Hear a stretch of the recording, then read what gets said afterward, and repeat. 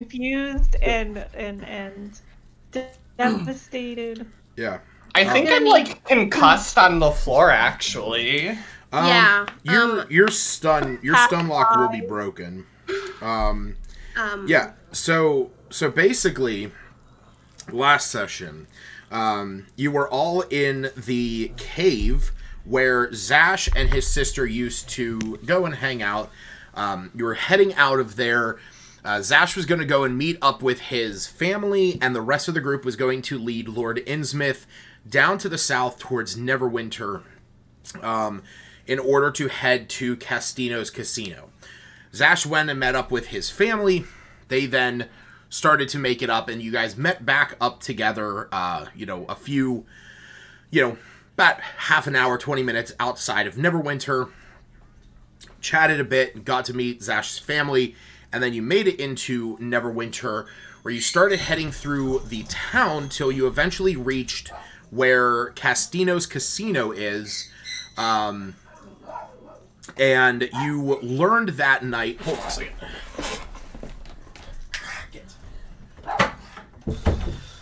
You learned that night that there is going to be a fight between, oh god, I know it was Hulking Hogan and Randall the Savage. Right. Yeah. But also between Gormon the Goliath Gnasher and Alpha Romega. That was sort of like the main fight. And when you got there, Lord Innsmouth and you guys had gone in and you were talking to Castino himself, when he informed you, he informed you about the fight, and Lord Innsmouth explained you guys explained the situation, and he slightly hesitantly agreed to allow you guys down into the vault for Lord Innsmouth's protection. He was talking about, he was kind of seeming a little bit suspicious, and you guys were sort of on your toes. But after he was willing to let you do it, he was diagramming out the way to get through it. And that is whenever a beam had fallen down from the ceiling that was supporting some lighting fixtures and knocked him out. And that is when you guys basically pulled aside Manuel and...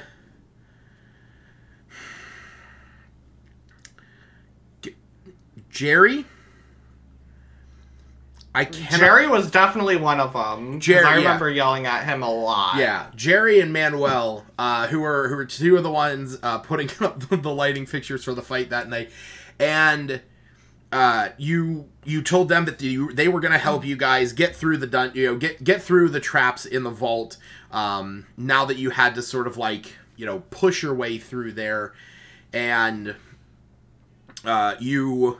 Zash's father and mother were going to stay with Castino, while his sister was going to the House of Knowledge to try and connect with the key web for the Cobalt Souls.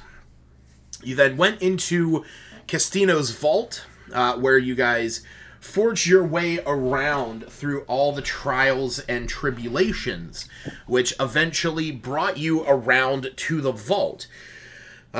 Once you got inside, you noticed that there was a small black box sitting atop a pedestal that was kind of sequestered off to its side, or off to itself in the one corner.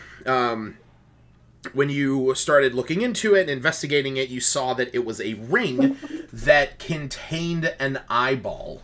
The main thing that was noted about this was that it had a dampening effect on magic items and magical effects, as in the fact that all of Zash's equipment stopped functioning for a period of time, as well as Smith's glasses were not able to function while Zash was pointing it at him.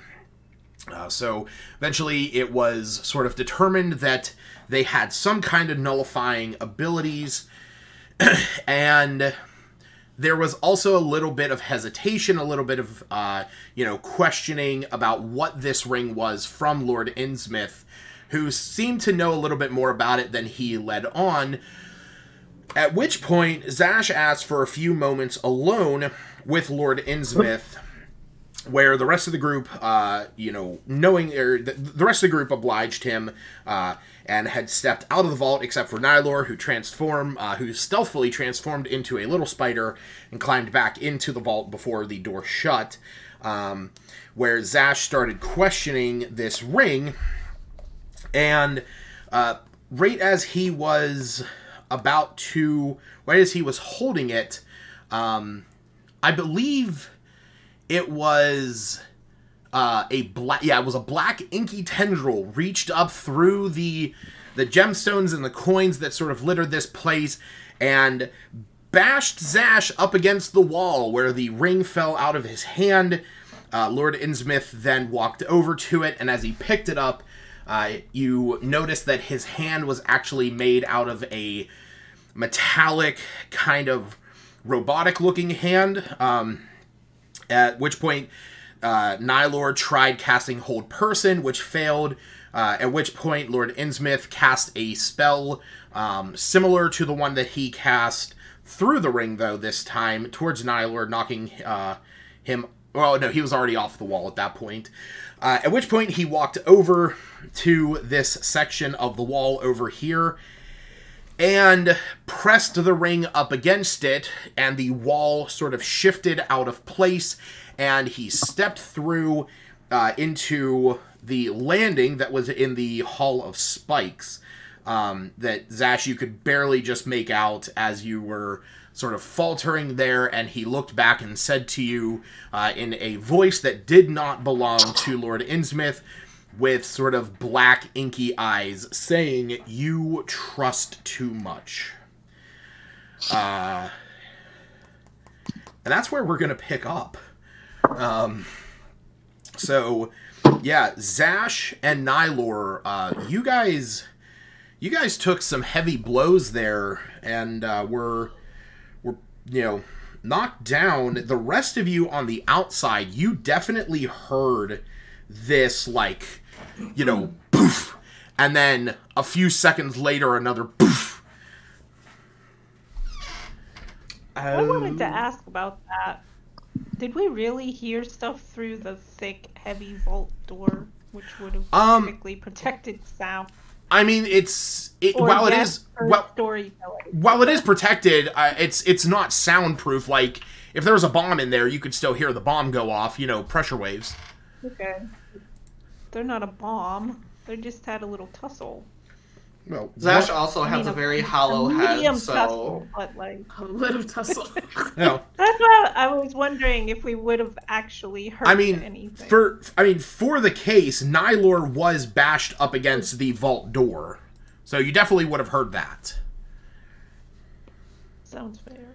And also, it's kind of like... Go ahead.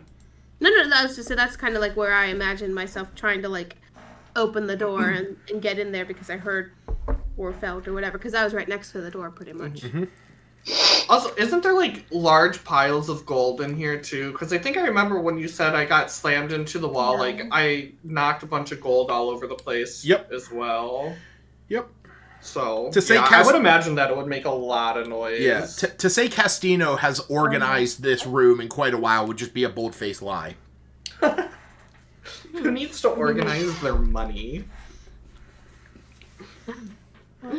He's like Scrooge McDuck. He just likes to swim in it. I was just gonna say Scrooge! That's exactly what I was gonna say. Wow. Yep. Alright, well, I feel like I'm still kind of a little loopy. Yep. Would make sense.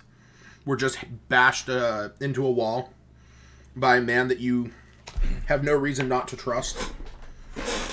Can I, scamper and try to stand up and go over and touch the wall that he just went through? Sure. Yeah. So it's at this time, Albina is starting to do the tumblers on here, because I know you said that you were marking down what those were the last time. Yeah, so Nylor, you actually see on this wall, there is a very... Well, actually, let me see here. You know what? Roll me a perception check. Because I had a number set in my mind. Wait, me or who's rolling perception? Nope, sorry. you're good. Oh.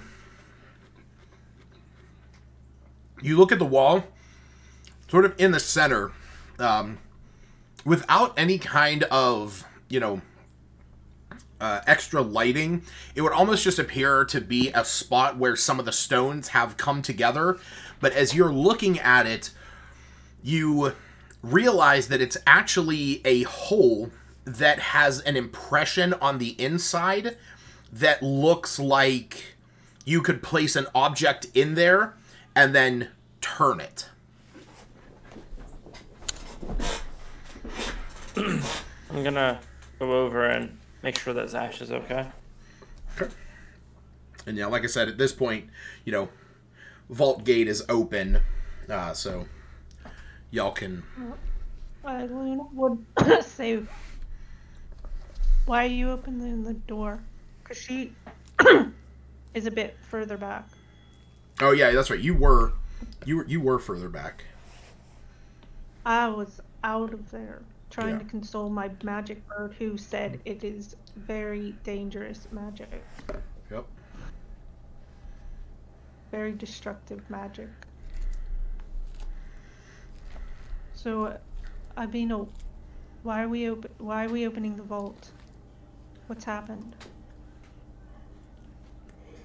I'm sorry. I can barely hear. I heard. Did she say my name? Mm-hmm. Okay. She was asking you why you're opening the vault. Yeah, she's asking why you're opening the vault. Okay, so this is what I was expecting. I was already opening, but yeah, sorry. It's rewinded. You guys didn't hear that? It sounds like something's going on in there. I don't think we should wait out here anymore. I think we need to go in there. Yeah, at this point, do I realize, or any of us realize, that Nylor is not with us? I would say at that point, while you saw her starting to open it, you may have realized it, but as the thing opens up, you see Nylor's already on the inside. But, yeah, no, see, she would be like, wait, there was very powerful magic in there. Are we ready to open the door? I mean, we need to save our friends, obviously. But should we ready stuff? Smith, Septis? That ring was powerful. We have no idea what's going on in there. They could already be dead. Yeah, they could already be dead.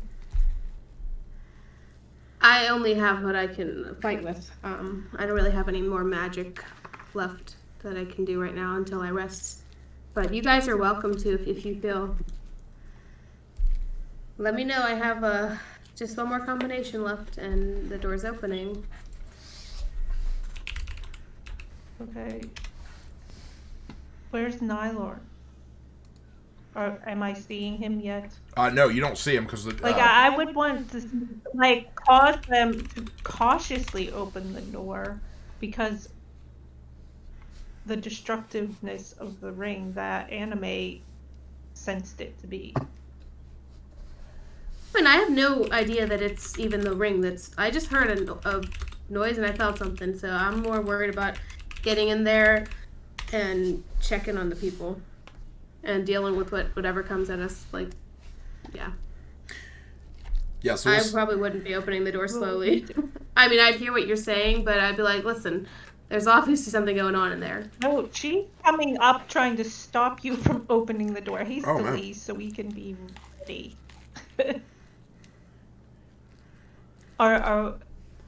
There's dangerous magic in there, and we can't help our friends if the dangerous magic comes and takes us out too.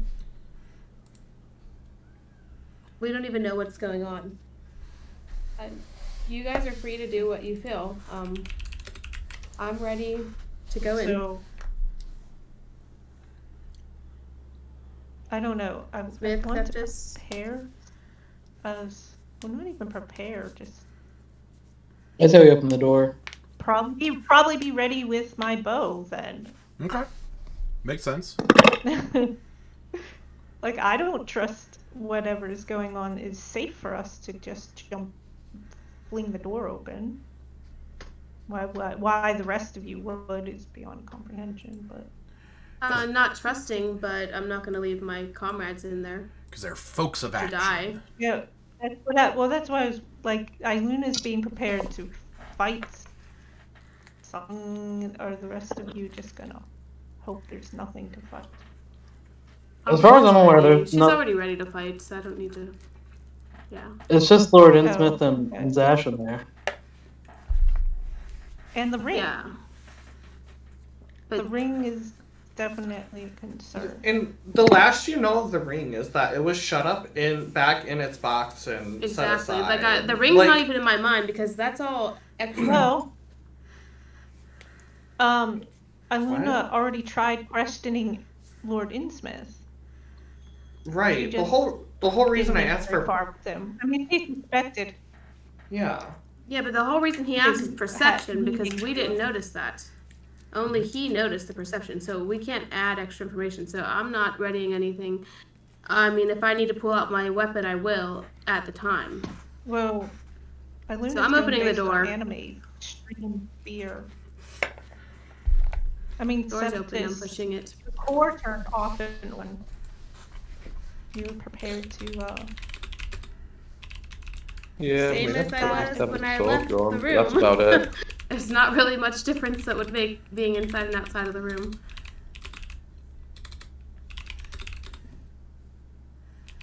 So as I slightly hesitate and I listen to what Iluna's telling me, I still have an impulse and I push open the door. All right. So the vault door, you're pulling open the vault door, and during this time, Nylor, you head over to Zash. You can sort of see he's, reeling there on the ground. You imagine that he may have taken a little bit more force from that attack whenever he hit the wall and hit his head. Whereas for you, it was just this terrible, awful, negative feeling that sort of drained you.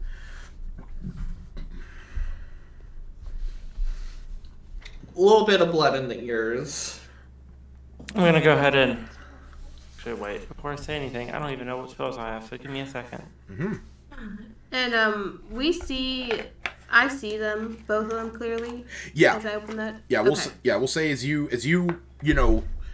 you hear the of the gears going through from the tumblers as you start to pull back the door. You peer inside, and you see Nylor. You see Nylor sort of kneeling right next to Zash, who's sitting up, but sitting on the ground on this pile of gold. I'm gonna wave my hand over and cast Cure Wounds on him. Okay. Nylor, what is that? What happened? Wait, Hot dog. where's Lord Innsmouth? Oh, good job. Nice. What's going on, you guys? Nylor, what happened? How are you in here before me? Yeah, how Sorry, that's... why are you in here? I thought you were with... I'm gonna leave at the part where I wild shape. I'm gonna fill him in on everything that I saw while I was inside the room. Okay. Wow. So Lord Innsmouth, he's gone, and he's not who we think he is? Something. He went through the wall. Put my bow away. He went through the wall. Yep. You go over there. There's like a little keyhole that you could put something in and turn. And he grabbed the ring and put the ring in the wall and peered through the wall. Wow. I'm just trying to remember all the details. Like what? He had a metal hand. You would have told us. He did not have a metal hand. He had like a inky tendril hand. And No. Nah, He had a No. middle hand. he had one. Oh, he had a middle hand. Okay. You know what?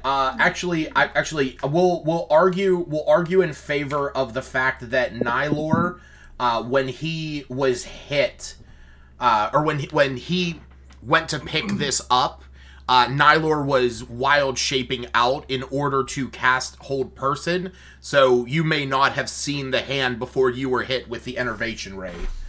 But if you look at the P5 chat, this is what his hand looked like. That's a strong hand.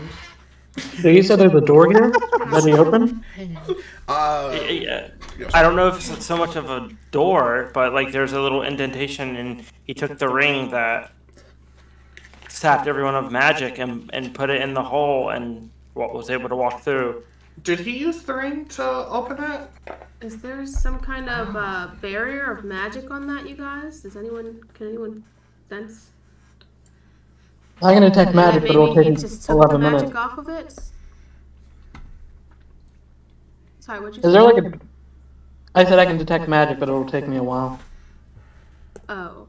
While he's doing that, can I just try to go use my ring on it and see if that works? See if your ring works. Yeah. You know, he's starting to cast this. You put your ring in it, and it looks like it's gonna fit. It looks like it's gonna work, but as you try to turn it, something doesn't turn. Like it's like there is something like you know how if you buy two of the same lock and you take the key from the other lock, like it'll fit but it will not turn. That's essentially the same idea. Okay, can I pull out my Green Lantern ring and try it? Yeah? What the fuck? Hold on. So you want to pull this out? Oh! No wonder Nylor is a Circle of the Stars druid. He's from the stars. Let's play that game, Okay. baby. I'm That's actually awesome. jealous. Yeah, That's that so is cool. So sick.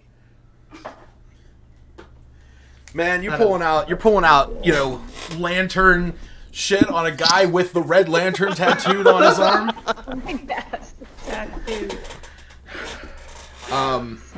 With our powers unite, we are Captain Planet. Oh my god. It's funny too because pink lanterns are the lanterns of like love and emotions, so they even have that lame shit covered too. I've always said it where pink lanterns are the lantern core that always confuse me the most because it's the most extreme love, which can really go a bad way.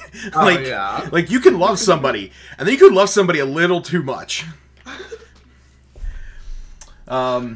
Yeah, so like I said, while he's casting this, you try putting your ring in there. Like I said, it almost fits, but it doesn't turn. Is it just like an indentation and that's it? Or is there like what looks like a keyhole? Roll me an investigation check while Smith is casting this. Would knock work? Would I know that? You don't know 100%. You know, knock definitely works to let me see. Yeah.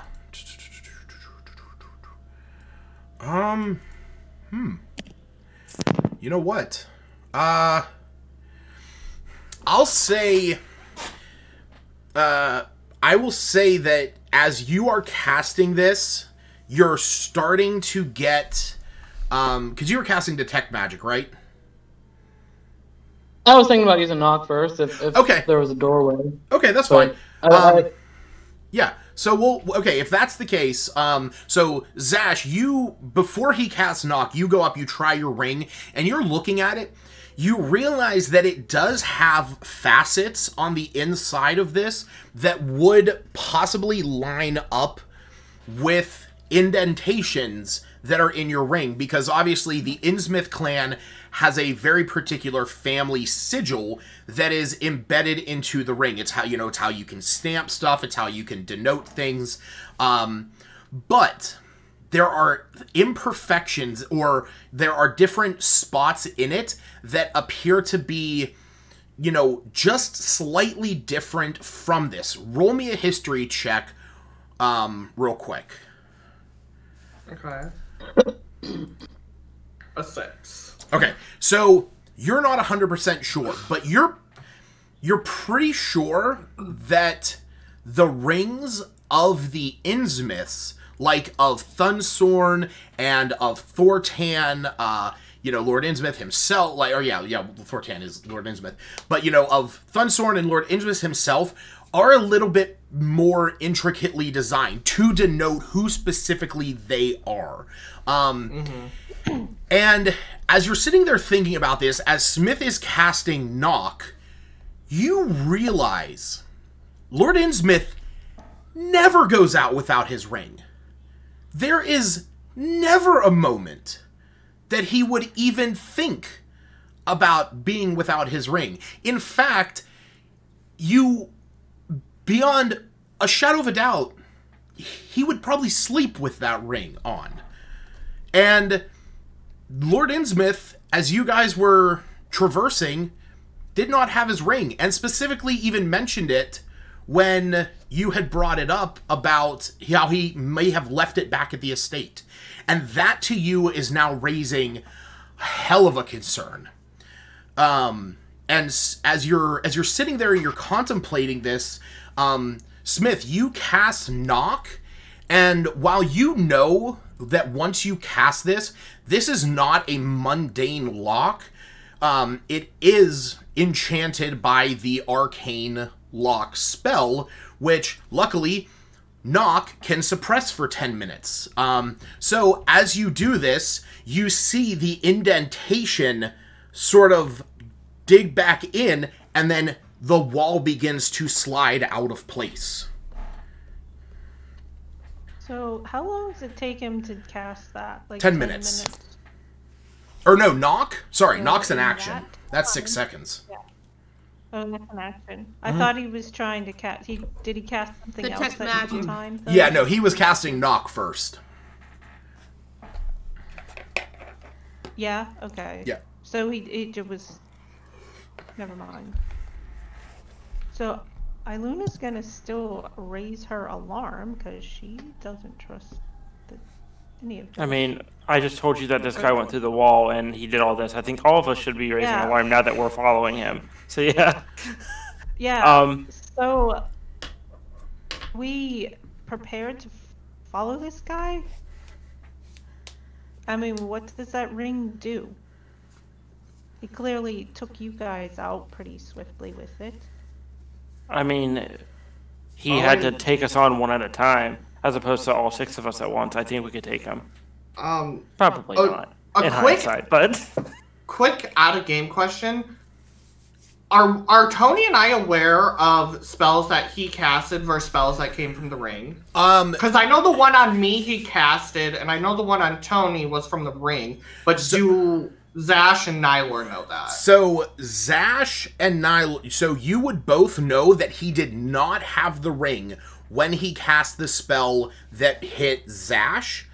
Nylor, you definitely saw him point the ring at you when you were hit by that wave of negative energy. Okay. And probably not, but would we recognize, like, what specifically these spells are? And how much more advanced they are than what we are? Probably not, but you can roll me an Arcana check. Sure. It probably won't go well, but I'll try. Oh yeah, a 0. Look at that. Oh, hell yeah! You have no fucking clue. I'm like, oh my god, did you see him spraying me with water? Neither do I. Wow, yeah. I can't wait to fight this guy. You know, Nylor, Nylor more skilled in, you know, the like, you know, the evocation, the divination, especially, like, you know, if if Nylor had to really dig into spells, it's going to be more evocation and divination. Zash, your arcane knowledge really isn't there. You would imagine, your sister might know more stuff like that. The most that you are aware is just that, like, you were both hit with these inky tendrils of blackness that just sort of sent this,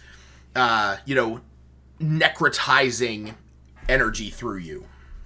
And completely out of game, obviously, because you told us this one and didn't actually happen. That he could have used Disintegrate. So, in hindsight, this probably isn't the smartest idea, but like I think this is the path that our characters don't know that. No, I'm just metagame. No metagaming. I'm like all for it. Let's go. Let's go kill this lich thing. Maybe he could have also used the death ray. Just saying. There is a death ray. We got this. Oh, can we look through here? Is that more spikes? Just the hallway. Just for oh my god! Originally came from. Yep, that's what you're looking at. Okay. So, yeah, that's so where's the door that opened up?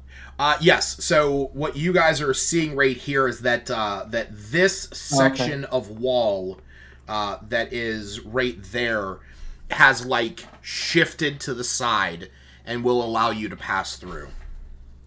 That's where that skeleton was, right? Yeah. Which you can sort of see him, just like woohoo, peekaboo.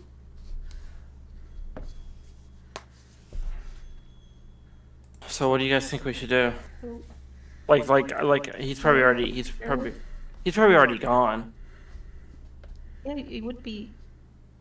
He knows his passageways and. Yeah, and we helped. He navigated the traps with us, so he already knows what to expect. I can catch him. Yep. And then what?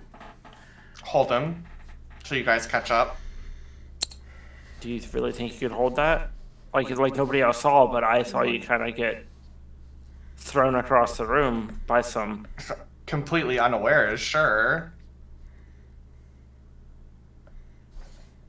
Plus, if it actually is Lord Innsmouth, don't you? I can't harm him, but I can grapple him. What's happening? Nothing. Yeah, what's going on? Things are popping up. Ignore it. Little boxes. I mean, do we want Zash to zip zap ahead and see if he could catch him? We don't even know where he's going. He can always. I gotta know now. Yes or no? I gotta go. I say we go if together. I'm going. What'd you say? I think we I wanna should go go together. together. Okay. As But we you don't even know where we're going. Isn't he just going into the casino? We Or don't disappear know. amongst the crowd? We're never gonna. That's why we gotta go now. as you are deciding this, you hear this sound that sounds like rocks grinding against one another out in the hallway. I'm gonna go peek out. Okay. As you do, you see that a platform is, it should have actually extended a little bit further down. You actually see that a platform has moved out from underneath this walkway that is sort of covering the spikes that you see under your feet. And standing at the far side down the hallway, which I still do not have, so bear with me, because I don't think, oh, do I have, oh, well that, oh, look at that kind of works. Here we go.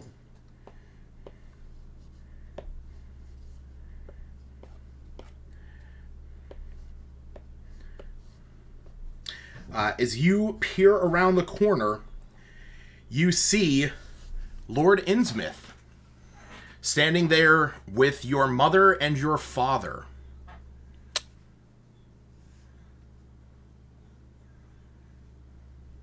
Does it actually look like him, or is he still inky and blacky? Zash, if you want to roll me a perception check. God damn it. I mean, from where you're standing, he just looks like Lord Innsmouth. Seeing that Zash looks alarmed, or that he's just kind of just standing still, can I just peek out as well? Sure. You step out and you see the same thing, and actually what you're seeing is sorry, I have my placements wrong.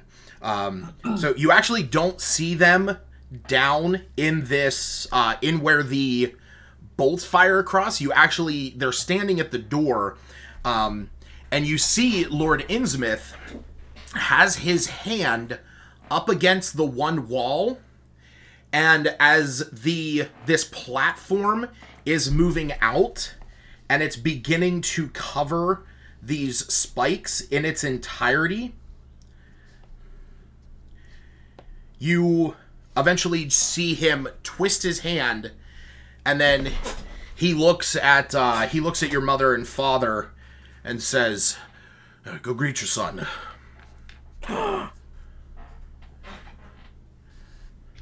I'm gonna yell at them. That's not Lord Innsmouth. You need to stop him. He's a fake.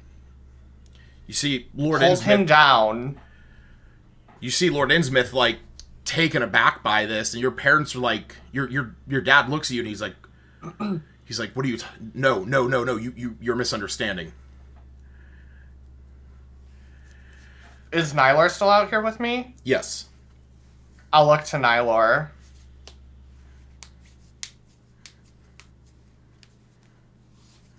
Why? I don't know what you want me to do. You're the only other person who saw what I saw. Okay. Back me up here. I mean, do I need to make a perception check to see what I see? Does he look like a normal human, or okay? Yeah, go ahead. Can I see? Does he have the ring? Oh shit. He does in fact have a ring. But Nylor notices this. When he was hit with the enervation ray, Lord Innsmouth pointed his right arm. When this Lord Innsmouth had his hand up against the wall and then turned it, you could see a ring on his left hand. And you see your parents walking up to you and Zash, and they're like, we know what happened. Well, we don't know what happened, but we know something is going on. I'm going to call out that we shouldn't trust him, that ring that he's using. Would I know it was different arms? I will say did either of us pick that up? With a 20 perception, I will say that is at least enough to, I mean, you were facing off against his right. You know, he was, you were on his right. This Lord Innsmouth does not have a ring on his right hand. Now, is that saying that this is the same one and he just simply put it on his left hand to confuse you? You don't know. But you can make assumptions.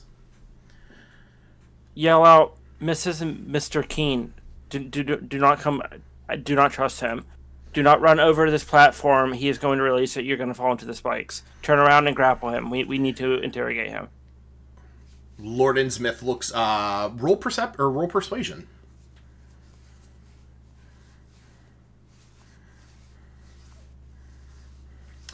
They look at you and they go, "We know something is going on." He attacked us. He almost killed your son. It wasn't him. And, Zash, your mom steps forward. She's like, "Zash, you have to listen to me. This is Lord Innsmouth. We know something went on with the other one that was here with you, and we need to know what happened. I'll call out from to show his right hand. And Lord Innsmouth steps forward, and he puts up his hand. There's nothing on it. Fuck. He could have just used his magic again to fix it. Does this actually look like Zash's parents? Oh, yeah. Can we distinguish? Yeah. It's definitely them. I mean, definitely looks like them. There's, from what little that you've seen of them, you... Okay, well, okay. I'm going to lower my voice and tell Zash, we've seen how these people could make those golems into any shape that they want. I don't think we should trust anything. And under my voice, I'll say, he even told me I was too trusting. Exactly. Albina's walking over, like, peeking out. Guys? You guys okay? What's going on out there? Yep. Zash's parents are supposedly at the end of the hall with Lord Innsmouth. How did they get here? That's great. We don't know if we could trust them. Lord Innsmouth is right there, and he raised his platform over the spikes, which didn't happen before. Oh. You hear Lord Innsmouth from the top of the hallway. When you say that to Albina, he shouts down. He says, "That is because the fake one didn't have my ring." You mean the same ring that almost just killed Zash and myself? No. My ring. And he holds up this ring, which, Zash, you are able to easily recognize is not the same ring that you were staring at, just minutes ago, but instead looks like your ring. It looks like Lord Innsmouth's ring. I mean, it's up to you, dude. If I'm you want to trust these people or not. I'm gonna call for the rest of the party to come out, and I'm gonna go up to him. Okay. I can't wait for him just to undo it and us all fall into the spikes. No, just let me go Fatality. Sudden death. Wait, I'm gonna wait. Sorry. Yeah. I think Zash just wants to go first. Be careful, Zash. We got your back. Kinda. I imagine Smith would actually be somewhere about there. Just for the sake of brevity, if this platform starts moving, I'm immediately boots of speeding and feline agility and getting the fuck to the platform. Okay. Yeah, you start walking over, and your parents are both walking up to you. And Lord Innsmouth is just still standing there? Lord Innsmouth is standing there. He is, Does he still have his ring in the wall? No. The moment he turned his hand, he took his hand away from the wall, and he's just... I'm assuming that turns off the traps, but he could very easily turn them on and just impel everyone. Very true. So I don't necessarily trust him, but I have to pee real quick, so I'll be right back. Mm-hmm. At this point, I'm wondering, like, I start wondering, like, is this door gonna stay open, you guys? Like, should we step down into the spikes in the meantime? Like, what should we do? As you're wondering, as you're saying this, Smith, you are well aware that your spell will only maintain this effect for the next 10 minutes. So How long has it been? It's been about a minute and a half, 2 minutes, where they've sort of been conversing. So, Okay. Is this like a do I have to roll perception? But like this platform, is it like you could like you're standing and you like just step right up onto it if you're down with the spikes, or you have to like jump? Or, no, it's actually even. So basically it is level with this area and I was on my thing.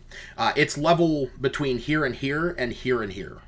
And the way that it was coming out was it basically came out of the wall going this direction. Okay.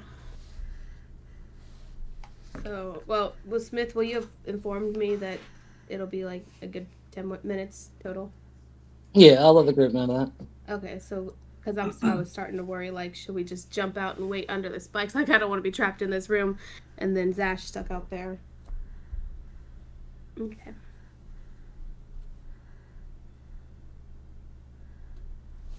Are they, like, blocking me? They're not blocking you, they're just standing there. They're, like, waiting for you to come over. Yeah, I'm gonna go up to Lord Innsmouth. Okay. You, they, you know, as you're walking past, you know, we're gonna say, you know, felines have very good scent. Like, they smell like your parents, you know, at least, like, familiar scents. They step out of the way, and you see Lord Innsmouth is standing there. Very different posture from the one that you had just been with for, you know, the past few hours. You know, this Lord Innsmouth is standing up straight. You know, he doesn't seem tired or anything like that. He's also wearing much nicer clothing than the one that you had seen, or the one that you were traveling with. That it almost appears as if he's in, you know, not his nice stuff, but in nicer clothing. I'm gonna go, when I get up to him, I'm immediately gonna grab his right hand and start feeling his right hand, and I'm gonna basically pat him. I'm searching for the ring on him. Okay. And while I'm doing that, I'm going to ask him, where were you? He, as you start approaching him, you know, your mom standing behind you, she's like, be careful. Don't want anything to happen like with your brother. I'm not even going to acknowledge it. I'm just so focused on this right now. All right. Yeah, you start patting him down, and you ask him, you know, what specifically did you ask him? Where have you been? He looks at you, and as you're, like, you know, you're lifting up his right hand, he's sort of looking at you, and he's like, I was traveling. I had a business meeting down to the south a few days ago, and I was on my way back.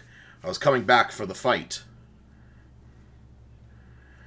And How did this imposter slip into your position with nobody knowing?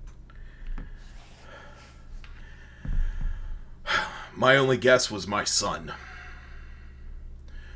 Your parents, they informed me of what was going on. I can only imagine that my son is behind this. I've already been called too trusting once today. If you are really Lord Innsmouth, break the bond with me right now. Ooh. You see your parents' eyes just go wide. Your dad walks up to you, like, Lord Innsmouth is sort of taken aback, and, your dad walks up to you, and he's like, what are you doing? Don't. I've almost died once already. If he trusts me as much as I trust him, he knows that this silly bond is nothing more than words, and that I am already dedicated to his family. Prove to me right now you are who you are.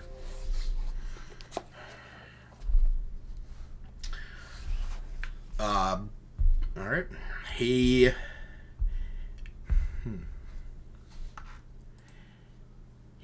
looks at you, and he says,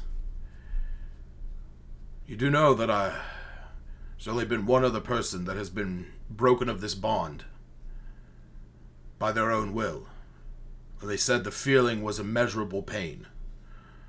Are you willing to deal with that, just to prove something? Yes. To find the person who killed my brother, yes.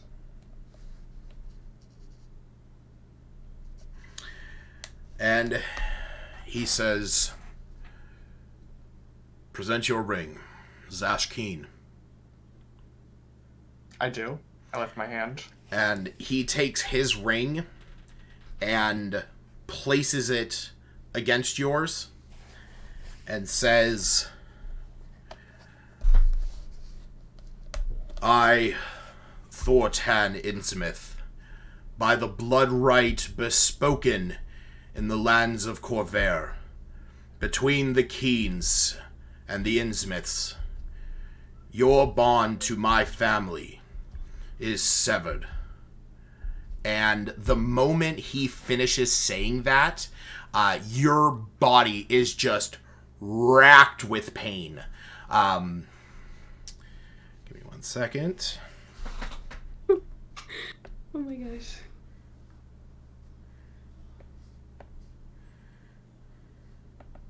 Albina's kind of just like peeking, like just carefully, like staring Take out. 16 not, points. Not on the edge. Oh no! Fuck me.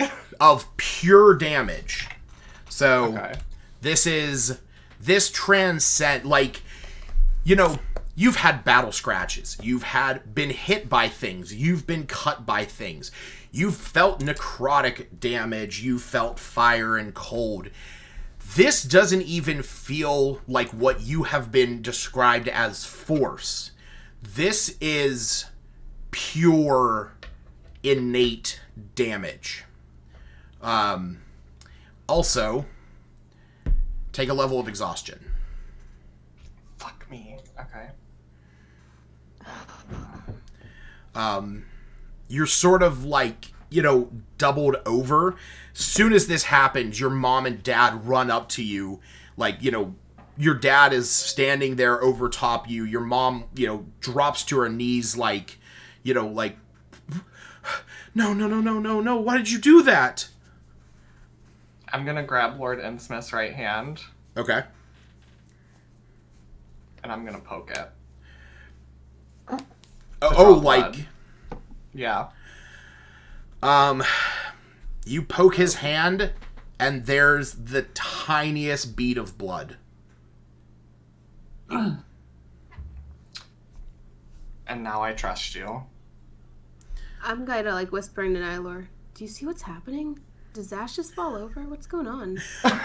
I want to, like... Do we get involved in family drama? I was just gonna say that. I was gonna be like you see everyone else is like down at the end of the hallway, just like. Well, I was like halfway standing on there, like peeking out just in case. Yeah. I don't know, you know, in case I needed to help with something after they told me. And I just see him.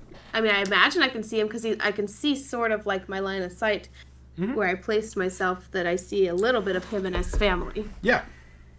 Yeah, from what you guys saw, you saw like Zash walks up to, you know, Lord Innsmouth.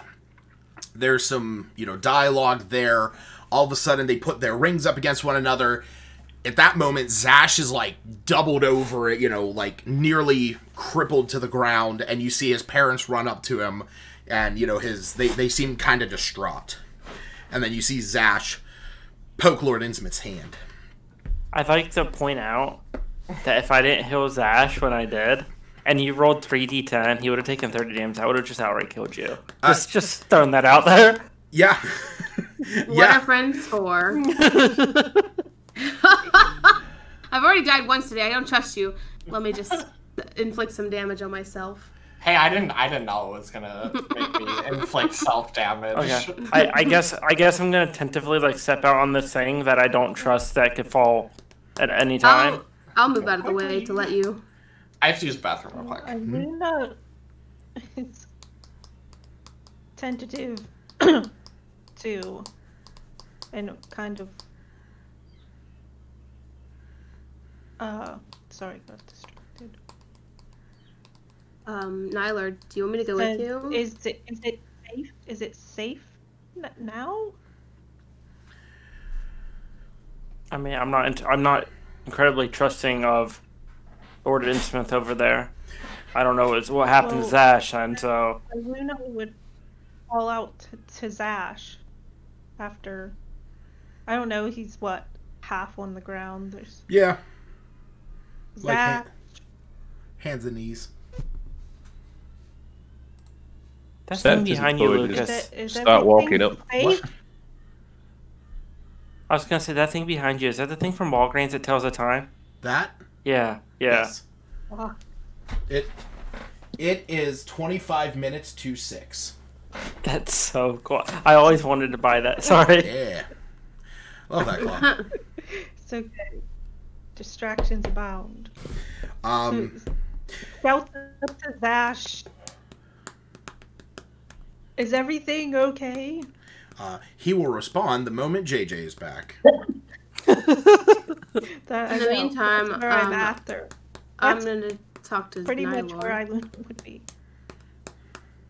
Septis would probably Did be you walking see that? over up there if he saw him on his knees and in pain to try and help him. Oh, were you out there? I don't know. I assume it was all sort of like down there. So that's the thing. Like it's a Yeah, fairly that's small the- area. Is there enough room for So- all of us to have been out there? I wasn't sure where everyone was in that moment. Like I said, it's a fairly small area unless you guys wanted to step out there. I was sort of stepping out, and as Nylor was stepping out there, I was asking him like, "You want me to go with you?" And I'll step out across here. Well, no, because if it does fall, I can misty step, so I don't take any damage. I'm just kind of like testing the Yeah. water, Well, like we like can- like I tapping my leave foot on too. it. Yeah, we I can leave him scooch face up the stairs and stuff so that everybody can fit. Yeah, we can say. That's what I was wondering. Yeah, we can say that Okay. Seftis was Yeah, out there. man. Yeah, I mean, if Yeah, I'd have go seen for it. Zash just falling down to his knees in pain, he'd have probably walked up, make sure everything was good. Yeah, you see him. He's like, almost as if he's been punched in the gut by near 3 centuries of blood bond. Was the pain similar to the lycanthropy cure? No, worse? that was basically your body like rejecting what was happening to it or trying to fight it. And so with that, it was more like extreme muscle spasms, like, massive cramps and stuff like that. This, I said 3 centuries, but this was basically over the course of the amount of years that the Innsmouth and the Keens have been bonded. This was basically the like just the severing of a metaphysical tie to something grander that you have cut yourself away from. Okay. Okay, I'm gonna go ahead and step up to where I'm right next to Zash and bend down and wave my hand over him and cast Cure Wounds again. Lord Innsmouth stabbed you in the face. No, I'm kidding. Oh, Right in the eye. That would be awful. Not even I could do that. Hey, I was waiting for you to be like, yeah, so you're dead now? He actually just hit you with, what's it, necrotic touch or something like that? Actually, you see that he grows into what I just posted in the chat. He's actually an Aldani. I see What? the resemblance. what? Me when I wake up. No, I'm kidding. He's not a lobster folk. Okay. I'm like, what do you mean how would he have broken the bone? I was so confused. Yeah, he... Because I imagine we're not aware of what he did. We just heard talking-ish. Yeah. Yeah, none of you are aware of what has happened. Iggy sort of, while this is all going on, once he steps out, he's like, "Boss!" And he runs up next to you. At this point, I would have just walked over. Like, I saw everyone else going. I'm Yeah. gonna go. Sort of everyone... Smith, you coming on, Smith? Bringing up the rear. Okay. Make Yeah. room, please. So- That was a little more intense than anticipated. And he, What? do you all step off this platform that has come out? Yeah. Yeah, I'm up. Okay. I'm up next to Iggy and Zash. All right. We need to start going up the stairs because we can't be standing here when the traps reactivate. Well, Lord at that point, while you're all sort of gathering around Zash, Lord Innsmouth looks at all of you and he says, "Are you off of the platform yet?" See you, senor. He says, "I'm not doing anything funny. Trust me." And he puts his hand up against the wall, and he turns it, and you see that the platform begins to recede back into the wall. Until eventually it is just back and flush to where it was before, with nary a sight of it to the untrained eye, almost as if it is perfectly camouflaged into the masonry of the wall. I'm gonna look up to Lord Innsmouth and ask him, what was the name of the other Tabaxi who broke the bond? It's been a while since I thought of his name.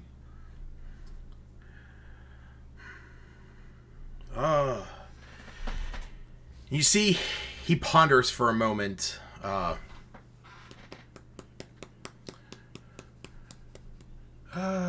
Greymane. Believe that was his name. What? What? Yes. He, Well, there goes my original line of thought. Yes. Some years ago, he said that he no longer wanted to work within the family, that he wanted to go and migrate, travel to a colder region, start a family, whatnot. I understood. So wait. I am going to suppress my shooketh state and look at everybody and say, Greymane is now our safe word, if you will. We know that this creature that we're dealing with can apparently take on other forms of other people. And as far as I'm concerned, there's no way anybody else would know that name other than the true Lord Innsmouth. And there's no way somebody else would know about the bond, be able to break the bond. And quite honestly, I don't think that other creature can bleed, so... Does it bleed? I think it's safe to say that this is the real Lord Innsmouth. Then what the hell was following us for the past couple hours? I don't know. Because that thing definitely did not look human. I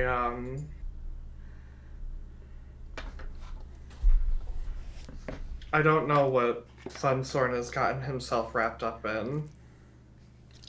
But I think it's safe to say he's probably in over his head.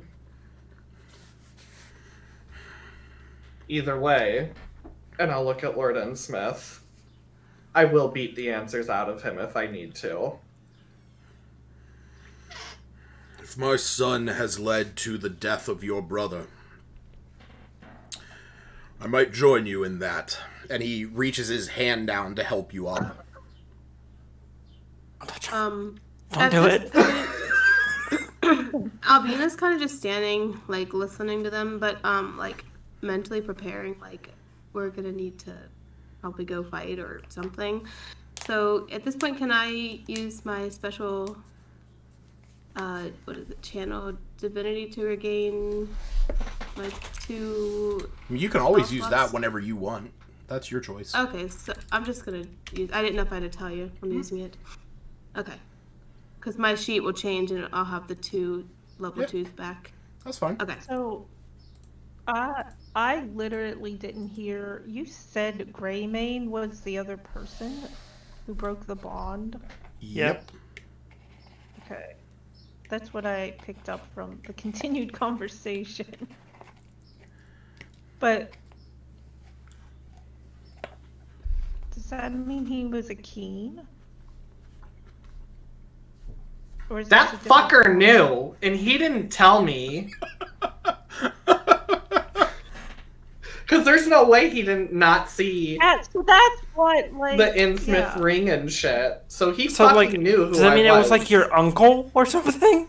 uncle, Yeah, grandpa, that's what I something think. along I those mean, lines. like, he was your relative. I don't know the lineage. I mean, Because I didn't come up with that. the thing is Kind of that just like would have spilled out of her mouth. Question of the dude in Phandalin who's trying to, I don't know, help keep that city or town thriving. I mean, the thing to keep in mind is that Yeah. Greymane is fairly up there. He's, 50s, 60s. The Keen family the Keen family and the Innsmouth family have been here in Neverwinter and, in Faerun for, couple generations at this point.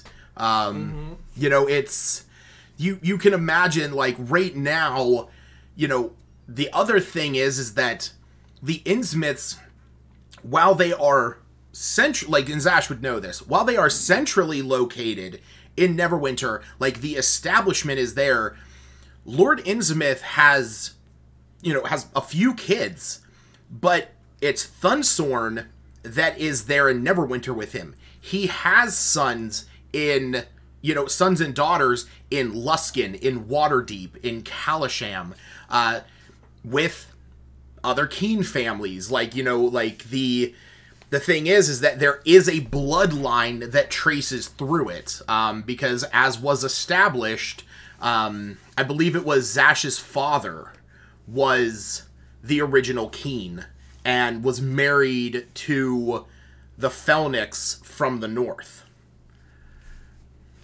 What do you mean, like the Or was it Keen? reversed? Which one of your was? You're talking about from the actual Keen family. It was my dad. Yeah. My mom is like the outsider. Yeah. So that's the thing. There's plenty of them. It is just the head of the household, the head of the Innsmouths is the only one that is able to break that bond.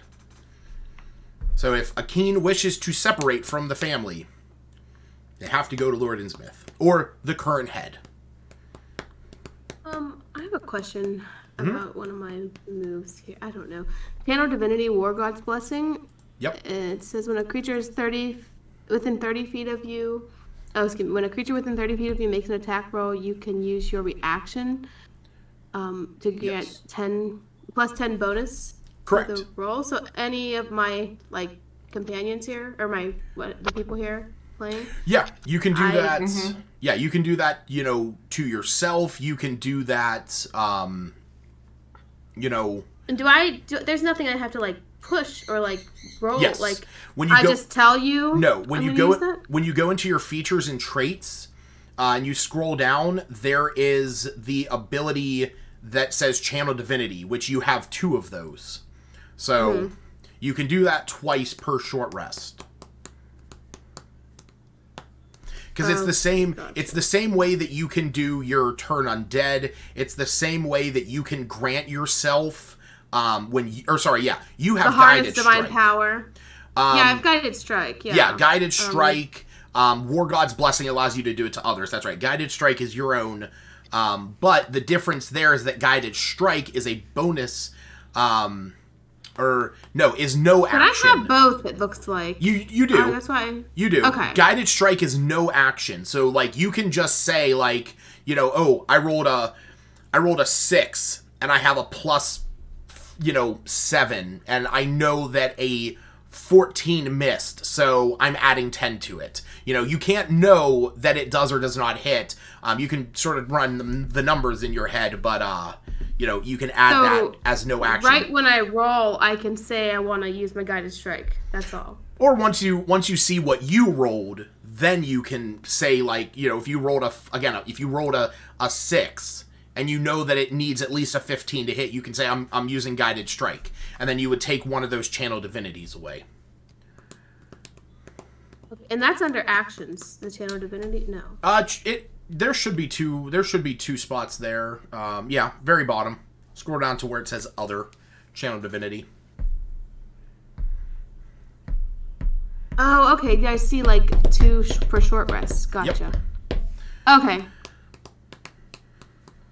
I wasn't sure how to use that, and so it's all right. I feel like I needed to clarify it for the future. It's all good. Like I said, at this point, you know, Zash, he's holding his hand down to help you up. Yeah, I'll grab his hand and struggle to get up because I feel like I'm probably really weak right now. Yeah, even with the healing. You're definitely. Abina will help him. Yeah, you're definitely feeling rough. I'm right next to him. I'll be like, need a hand? Lifting his back. Yeah. As Abina is helping you, that little prick of blood, you know, is sort of dripping down his hand as he's holding it out to you. And as he's pulling you up, he pulls you in close and puts his hand on your shoulder. And he says, I will always take care of you. And you feel a surge through your body. And you regain 20 hit points. Oh, shit.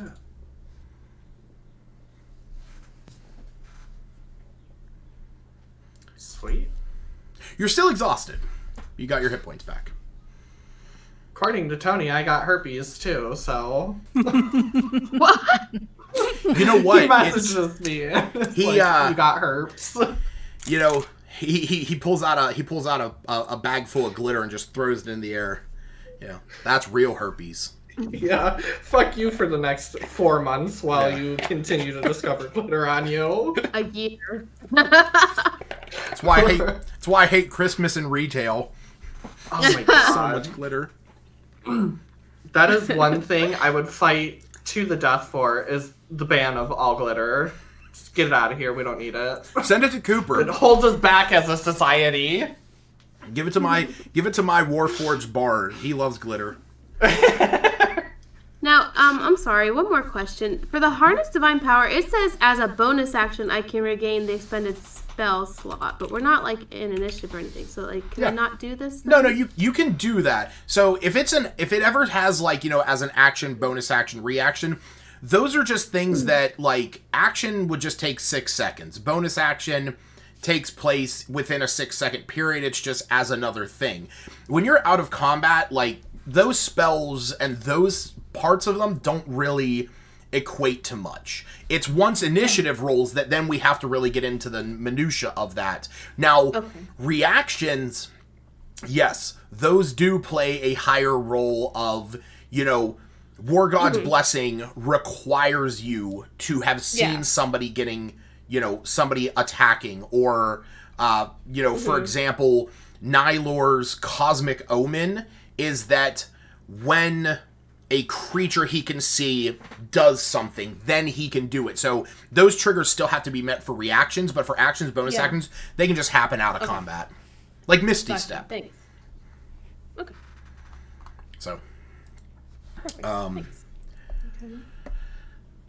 yeah, as he picks you up, he looks at you, and he looks at all of looks at, you know, the whole group, and he says, I understand you have very little reason to trust anything I say. I do not blame you. But I need to know what happened here. I need to know the details.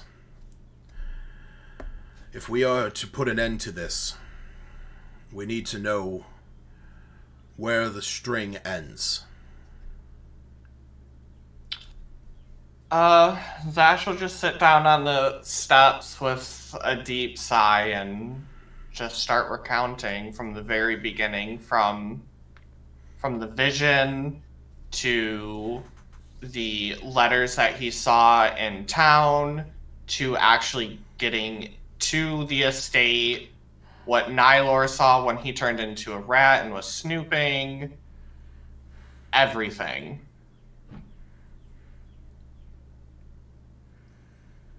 Even so much as the chandelier falling on what's-his-face, the owner of the casino. Yes, I am aware of what happened to Castino. He's starting to wake up. He's getting better. It was a bit of a shock to your mother and father here that when I walked into his casino, when I did, they explained what was going on, and we made our way down here as quickly as possible. You guys didn't see anybody come out? Unfortunately not. There's another way out of here, right? There is. It leads to the warehouse. Where's that at? A few streets up. The tunnel down here would take you right there. But from wherever he or it, from what you described, is going, from there I do not know.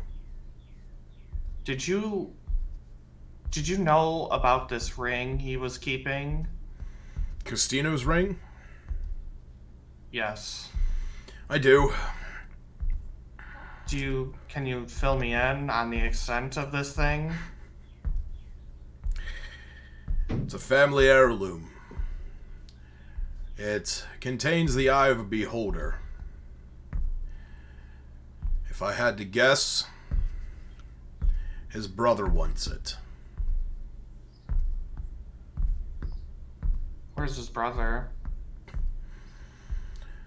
Probably in some bunker much like this one. In Neverwinter? Mm-hmm. He's local. Do you know the capabilities of this ring? If it is what Castino has told me over the years, I do. Would you care to fill me in case we have another run-in with him? I know about the effects it has on dampening magic. Yes. Beholder Eye has the ability to dampen all magic in a normal Beholder Eye is much farther, but the ring is able to dampen magic within a 50-foot cone. Well, I guess he wouldn't really specifically say that. But let me see here.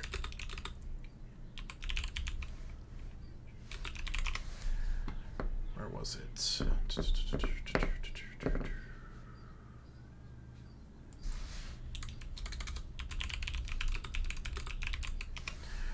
Where did my page go?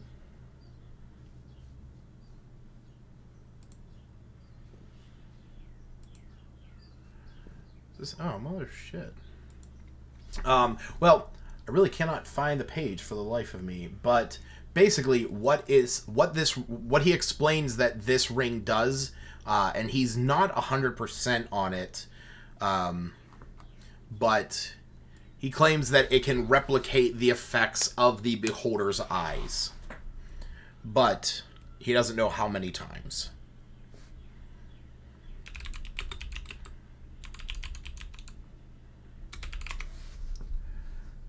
Okay. Do you know whereabouts his brother's exact location is? I do not. Is Castino awake? Yes, has a bit of a headache, but I'm sure he can answer a few questions if you need him to. I think we need him to. Okay. Do you guys want to head upstairs to the casino? I think so. Yeah, I'm game. Yes. Real Yeah, quick. yeah.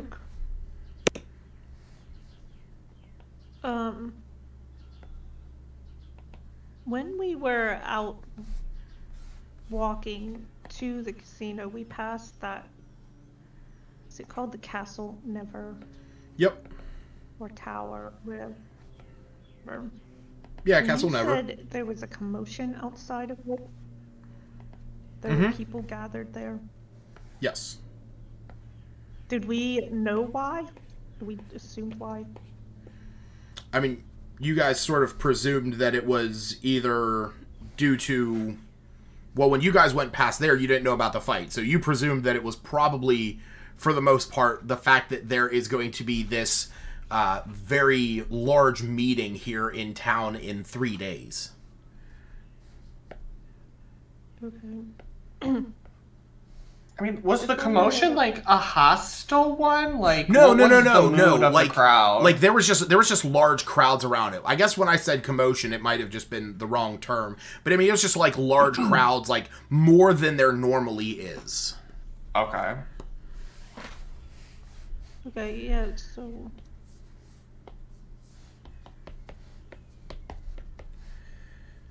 All right. Yeah, before we head up, Iluna would ask, is there a safe place for us to be? This was supposed to be the safest place. But that was all a deception, so where are we heading now? Considering we don't know who or what that was, it's really hard to identify a spot that is safe. I think we're just gonna have to take turns keeping watch when we do go and lay down.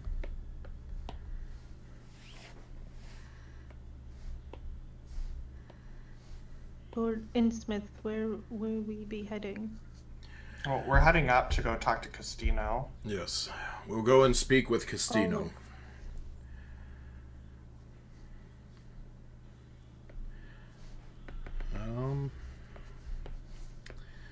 All right. So, as you guys head up to the top, really, does that not copy over the picture? Fuck. I guess it will. Never mind. Okay, so I know there's not going to be a ton on this map. It's the same map from before. It's just when you start to head up the staircase, the sound of commotion. This is actually commotion. Like people talking, cheering, clapping, and applauding is going on. And as you make your way around here and out to the side, you're all sort of moving together.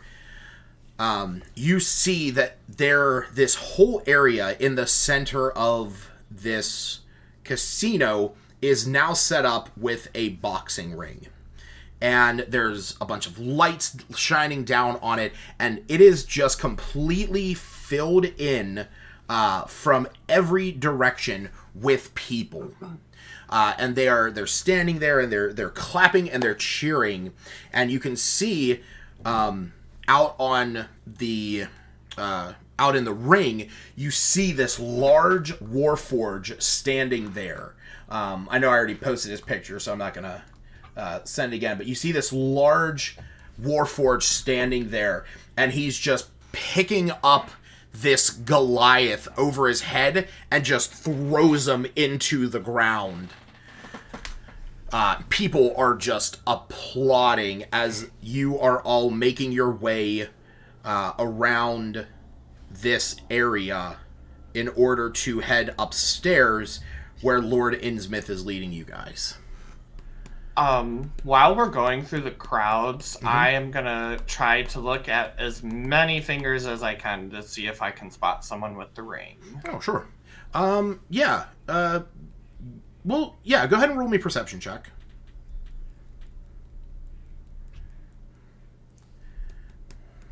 Only a 12.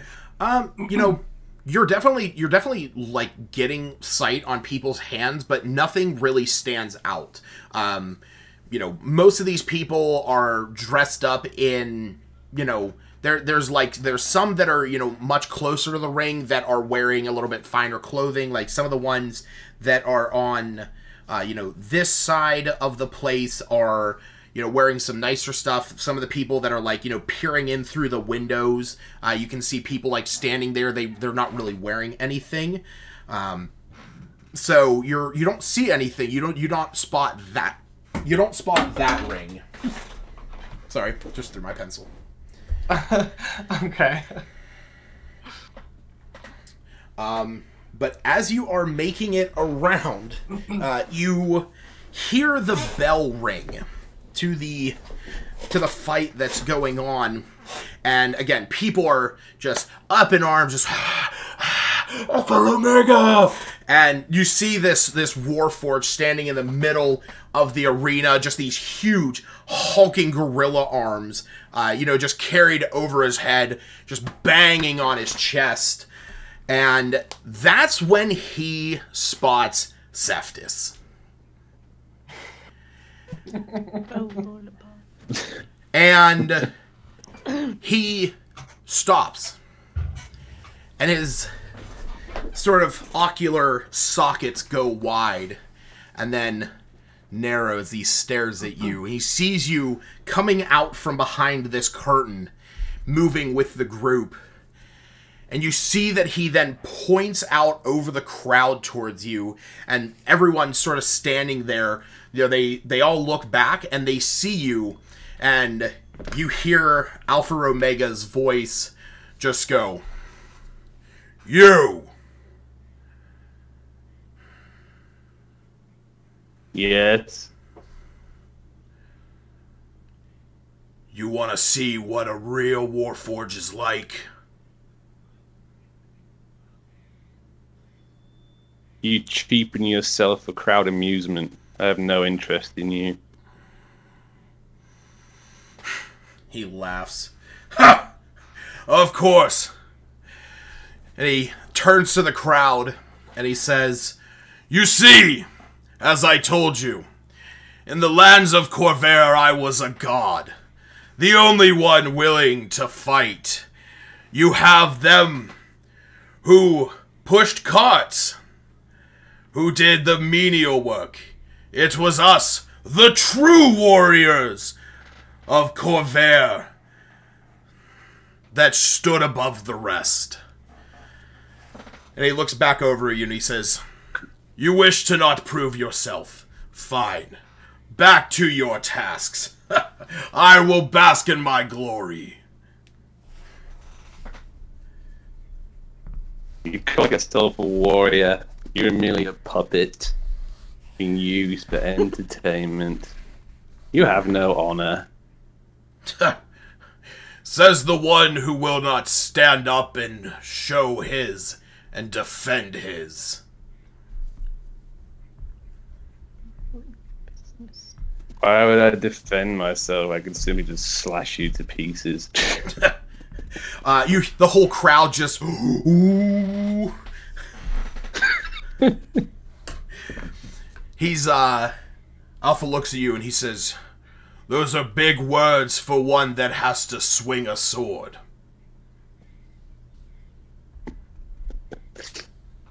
Swordplay is a mastercraft. All you're doing is slamming fists like a child playing in the mud. You have no skills. Of course you would say that. You are built different. I do say that. You were not built for greatness. I don't seek greatness. You cheapen yourself with this facade of pursuing glory. What fulfillment do you gain from this? The cheers! The recognition! And he looks down at Gormand, who is being pulled out of the ring, who's knocked unconscious. And he says, "The sights and sounds. What do you fight for?" So all you're doing is accomplishing your own vanity. Congratulations. Enjoy that shallow existence. So you will not fight me?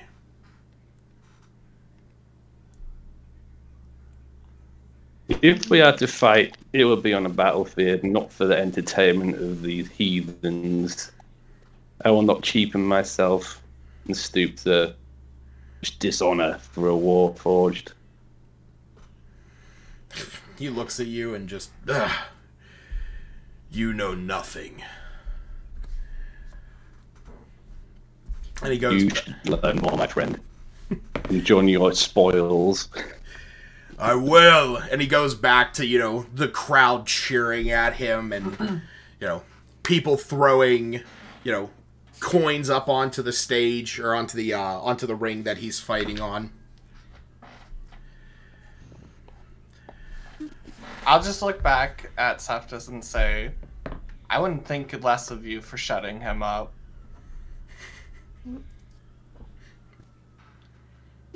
Luna would Have you step seen the forward. size of him? The dude would destroy me. Kind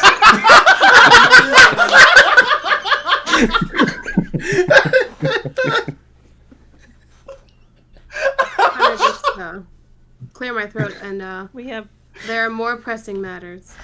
big, greater missions to achieve right now. You were Sometimes correct it do be like that. Sometimes it do. That was so good. Man, I was really trying to draw you into a fight. All right. So yeah, you guys all make your way up to the top here, where you are able to see. Where you're able to see Castino is sort of sit up in a plush, velour chair. He has a drink in his hand and a bandage over his head.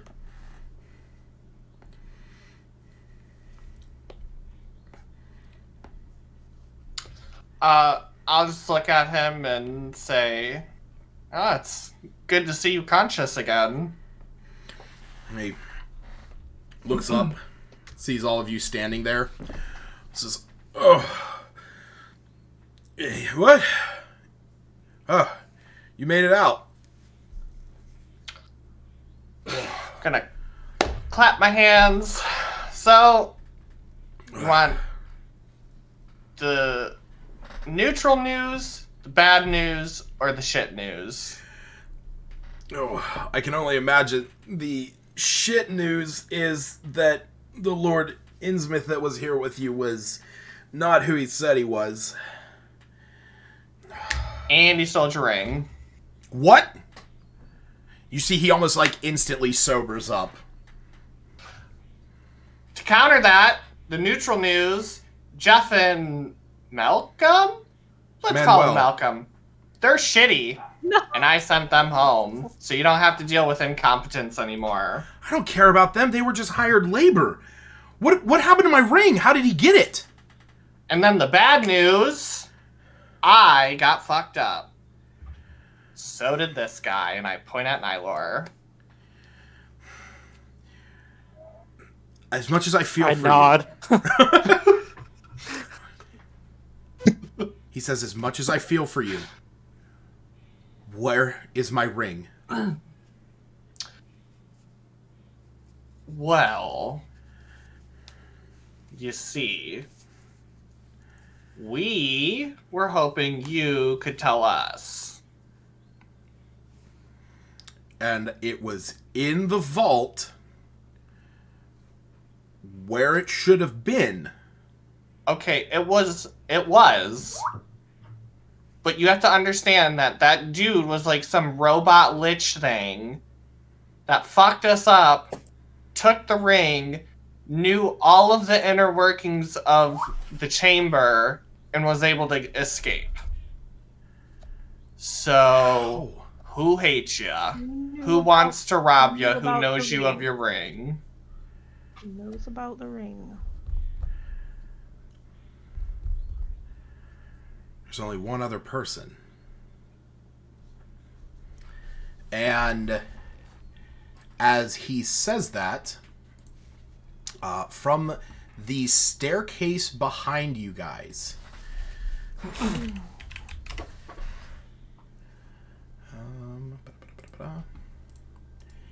you see. So just keep in mind, this is Castino, and coming up the staircase behind you, you see a man that looks like this. Oh my god, the penguin! Arguably, he looks like the Kingpin. Oh my. And while he's walking up, and you all hear these footsteps, because like the area up here is roped off. So like the staircase that leads up here is roped off. There were guards that whenever Lord Innsmouth was going through there, they moved aside. I was wondering how we're not protected, and that somebody would walk up behind us. And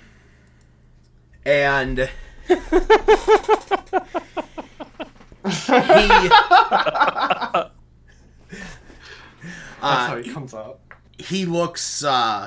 You see Castino looks past all of you, and he goes, "Speak of the devil." Who's that? And it's the devil.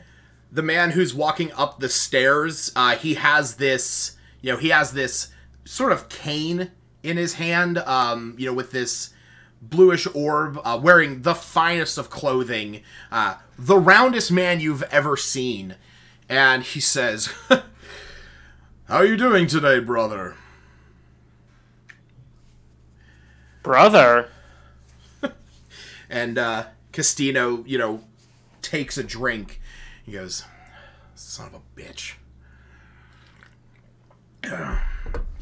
I assume you came for the fight?" And Kane, this man standing there, he goes, "Of course. You think I would miss my little brother's entertainment for the evening?" Oh. And he, looks at everyone standing here, and he's like, "But I see I might have intruded on, something."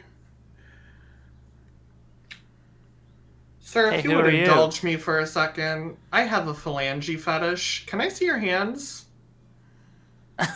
No, you can't.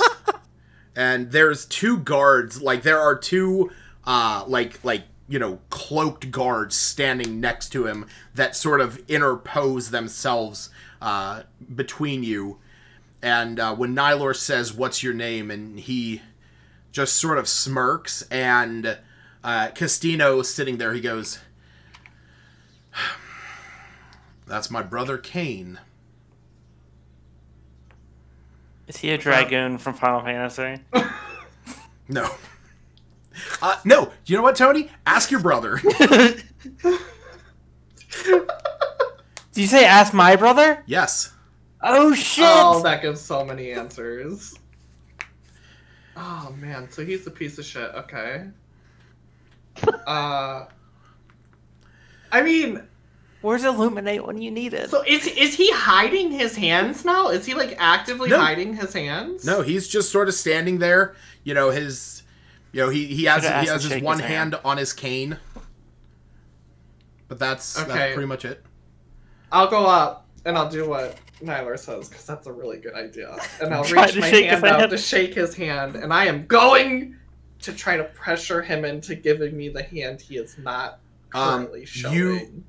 He's not. It's not that he's not showing them. It's just it's not out. You can see his hand.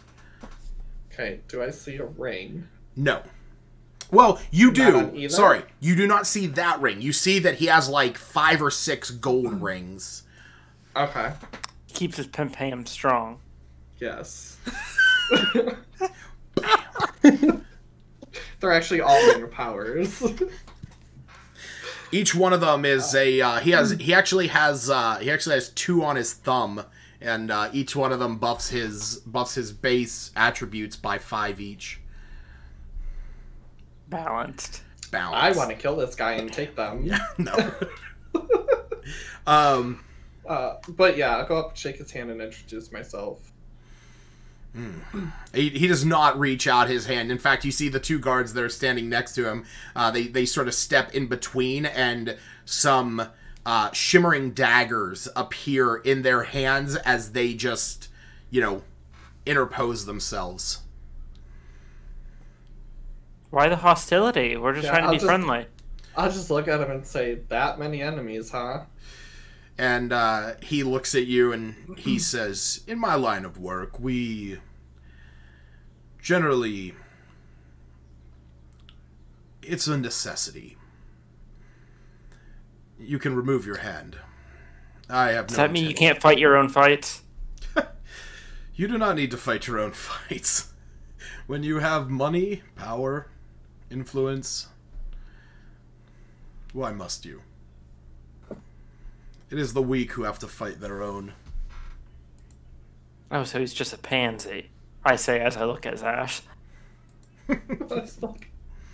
Looks that way. And as you say this, Castino goes, all right. You won. You have it. And Kane looks at him and he says, what dear brother are you talking about? And Castina goes, you finally got the ring. It took all this planning, didn't it? And you see Kane standing there, and he looks around and he goes, Today's the day of the fight. Right? Yes? No. I was planning for that for the 28th. And he just gets this insight shitty check. You don't need to. You can definitely tell that, he has the shittiest eating grin that you've ever seen that just tells of the fact that he is not bluffing. He is not bluffing. Yeah. Meaning he actually didn't do it. He says that from what he's saying, because you actually see you actually see Castino like awestruck. Well, if it's the same ring that we've been talking about, it's been stolen. Kane gets this look on his face and he says, no. Oh. Might be some, then I guess I will have to pay them double. If they did it ahead of schedule, you know what? Who were you hiring for this? Oh, some schmucks. They owed me. They, What were some of their attributes? Didn't really care. You can generally get any group of young adventurers to do whatever you need for either a little bit of coin or a little bit of information. So you just hired random people to do this? Because this was not a random person who did this. Well, might not have been random to you. Pray tell. I'm gonna deep sigh and look back at Casino and just be like, is this a fucking joke or something? Like, am I on... Where's Ashton Kutcher? What is happening? Is he always this much of a prick? And he's sitting there. He's like, yeah, kinda. It's why our parents didn't trust him with anything. Oh, I wonder why. Fuck. I'll just look back at him and be like, so are you gonna, like, actually tell us, or are you just gonna do this little bullshit beat around the bush thing for the next 20 minutes? Tell you what. Who did you hire to steal the ring? What did they look like? What were their names? Literally anything. The children that I hired would not have been able to accomplish this yet. They were literal children, like 12 years old children? No. Figuratively. They had not even met up to get the information that I had for them to take on this task. So it's not your people. Aren't you a little nervous that it wasn't your people that stole it? So wouldn't you want to help us find it so you could steal it for yourself? Who else knows about this ring? Tell me you guys didn't go around bragging about this shit to everybody. See, Castino, he sort of has a look on his face as he looks up to Lord Innsmouth, who he has bragged about that ring to.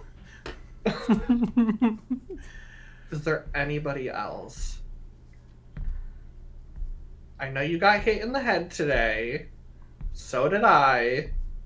But let's try to use our noggins here. Castino... Only slightly dented. Castino just sort of shakes his head. He's like, I don't know. I mean, I don't tell everyone. Lord Innsmouth is a good friend. And, as he's sort of rambling on, Kane, he looks over the group and he says, well, with this development, I guess the hunt is on. Again, I must say, and he starts to turn around, he says, whoever organized this, I give them credit. Going after the vault on the night of the fight, well, everyone was here and wouldn't have heard of any commotions going on underground. I give them credit. I was planning on doing it the night of the council meeting. And he just turns around and walks down the staircase. Okay, out of game, real quick, before he walks too far. Should I hold Porson? Should we stop him from leaving? I don't think he knows anything. He's just gonna try to find the ring before us, but he definitely doesn't have the information that we have, so. Okay. Like, he doesn't even know who to look for, what to look for. Because I'm sure we could take him and his two lackeys. I mean, Lucas kind of just told us that he has pimp rings on that give him those definitely don't do that. No. Oh, okay. Well, listen, I have a bad experience with rings right now, so, and he has Plus, like 30. I know we probably do have to rest. Yeah, I have exhaustion, so fighting with exhaustion is no bueno.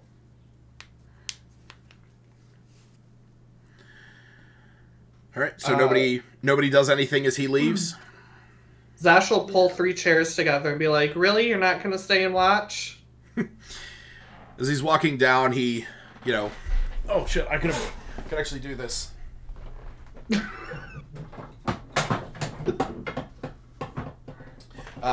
As he's walking down, he has his back turned.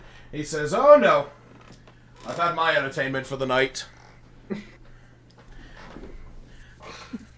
I'm just gonna look back at Castino and say, "Guess the hunt's on then." And you see Cast is sitting there. He goes, "Yeah, but where?"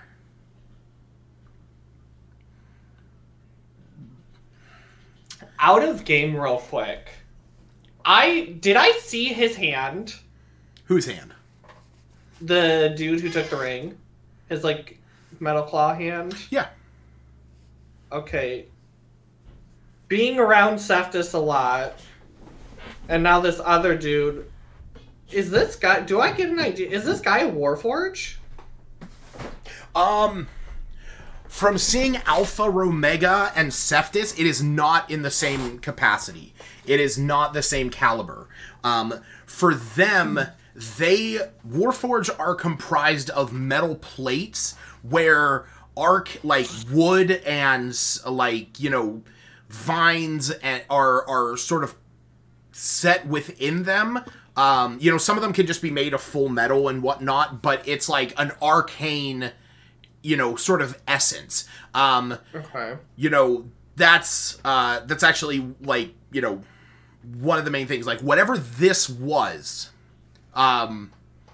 you don't know, but it did not resemble, at least, what you've seen as a Warforge. But then again, you don't know a ton about Warforge. Okay.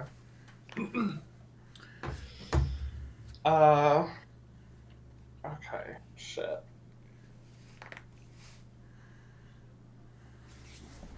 I'll just look at Castino and ask him who organized the event.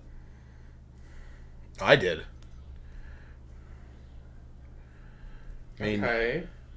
Did you have a reason to steal the ring from yourself? Yep. You caught me. Fool your brother? So he'd stop looking for it? Stop trying to steal it from you?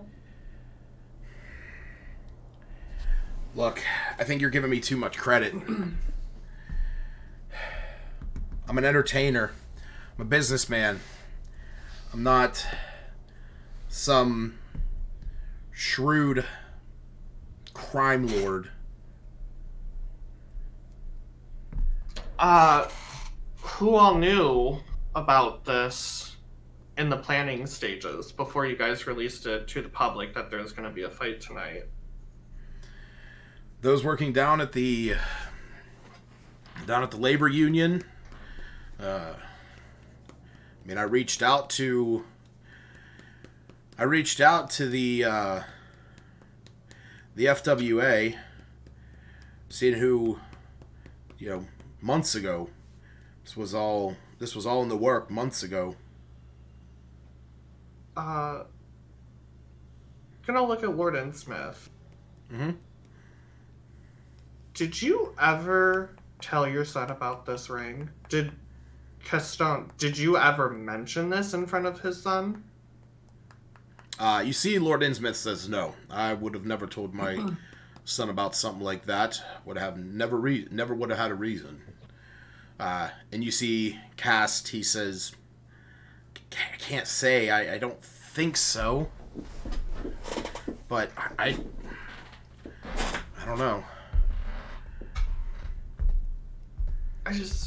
So in the vault, where was the other exit at? So basically the way that it looked, I'm trying to remember. Cause like, how did this guy knew? So hold on. Like he knew where the secret door was. He knew where the second exit was. So he has to be somebody or connected to somebody who knows about the vault.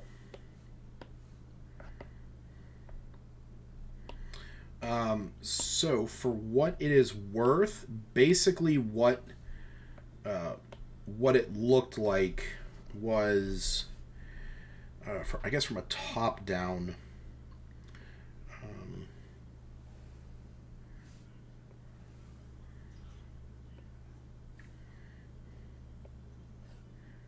Yeah. So this is a very, I mean, literally just draw right now. But it's kind of the idea. Like this is where you guys came down into, you know, into the hallway that eventually led to the vault. And there was a branching path off to the side. And then the vault actually was, you know, down. I guess you guys cannot see what I was drawing. You guys still can't see. Wow. Basically down here. Like, this was the vault. Mm-hmm. This is the pathway that was leading out supplementarily. Was that pathway, like, visible, or was it hidden? It's barely visible. Like, you know, sort of in the right light, you can see it. But you all saw it as you were going down because you were told that there was another pathway out of there. Okay. Anybody got any ideas? Satch, do you think this ring is tied to your brother's death in any way? It's hard to say. I mean, he attacked... I forget, actually, in person. I forget who Satch's brother attacked. Supposedly attacked Thunsoon. Okay, or so... Thunsorn. Okay. Sorry, Thunsorn. And he's the one who has been the most deceptive. He's caused all this deception, right?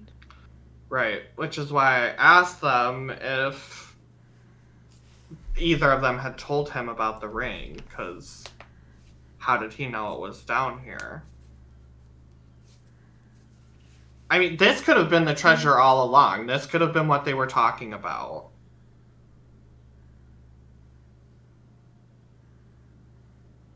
Keep talking. I gotta go to the restroom. That's why I'm asking you guys what you guys think. I have no clue, man. Currently... Oh my god. I forget everyone's damn names. What's Lord Innsmouth's son? They all start with T, and I'm screwing them all up. His son's name is Thunsorn. So currently, Thunsorn has no idea we're aware of his deception. He may suspect it. At this point, he probably knows, because we told him we were going to meet him at the cave, and I imagine he would have already been there and we're gone. So at this point, he probably knows we're onto him, or at the very least, skeptical of him. Mm-hmm.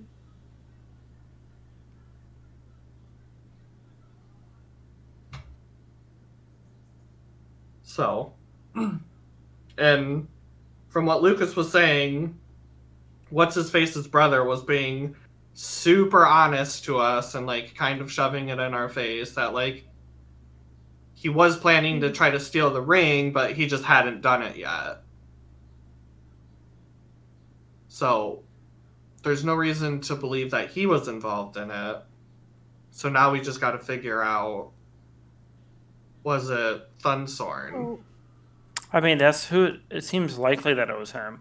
Yeah, and I mean, like, it would make sense because, like, there was a teleportation circle in the bottom of the manor, and the person that we were fighting was obviously some type of mage. Like, he casted some type of spell on me. Yep. Now I'm trying to remember, like, what all we've heard of Miska. Did you figure it out yet? Yeah, we're just waiting for Lucas the Goblin to come wrap up the loose ends for us. And as we say that, he appears on the dragon. Cryovane has come to attack Neverwinter. Above the casino. Yeah. Cryovane being mind-controlled by Lucas the Goblin, who is still allied to Iggy, of course. Maybe there's a reason I have this with me today. Did Lucas send any... You said happy birthday to me earlier, which clearly means that you don't want me to have a happy birthday. Which means it's a mournful death day or a mournful death night for real. Which means somebody will die tonight in game. Well, it's not me. I already risked mine. Poking friggin' Lord Innsmouth. No, but back on subject, I think we need to go talk to Thunsorn. Where even is he? Probably back at the manor. I can't imagine. The guy that was coming after us when his son, right? Lord Innsmouth's son? Mm-hmm. Oh. What are you writing? Great idea is what he's gonna write.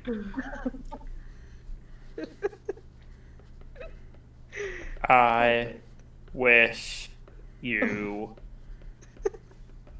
the best. Okay, well, if you see, he was late crossing the T there, so I feel like the cryptic message of this is he's trying to pull one over, and really, we need to go there, but he just doesn't want us to go there, because if we go there, we'll figure it out. You know what? Let's just all travel back to Phandalin. Fuck Neverwinter. Yeah, We don't need we need a walk. We're the Phandalin 5, not the Neverwinter 6. In game, we need a long rest. We do need to rest, so maybe we could sleep on it. In game, Iluna's more interested in the big meeting than the ring because the ring's just this added mystery. But it's important to her because it's important to Zash. Well, I mean, we still have 2 days on the meeting, so, like, we still have time for that. There's this mystery ring of unknown power. Right, and, like, do we really want a shitty person running around with that? Okay, so what are our options? We could go talk to what's his fuck. I think we rest, we gather who we can, and we go back to the Innsmouth estate. Do you even think they'll even let us in? We have Lord Innsmouth with us. It's his estate. He's the head of the whole fucking place. But it already seems like his son is kind of... It doesn't matter. He hasn't been given the estate. Okay, let me pitch you another thing. The troubleshooters are all under his son's control. Right. And what happens when Lord Innsmouth, a noble of Neverwinter, goes to the city guard and says, hey, my shithead son hired these fuckers and they're trying to steal all my shit from me. I guess that is an option. That's what we could do. No. If we get backed by the city guard, like, yeah, I'm gonna walk in there real quick. Okay. Should we, like, just head to the inn and crash for the night? Who was, like, Benny? How And the was he Jets? tied to...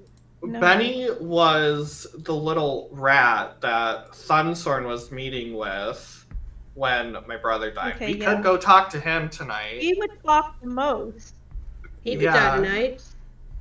He could die tonight. I like the way you're thinking, Hannah. I do break some fingers. I have a newfound fetish for them, apparently. You know, Stacy, take a point of inspiration. What? Yo, what? Yeah, because I was literally just about to like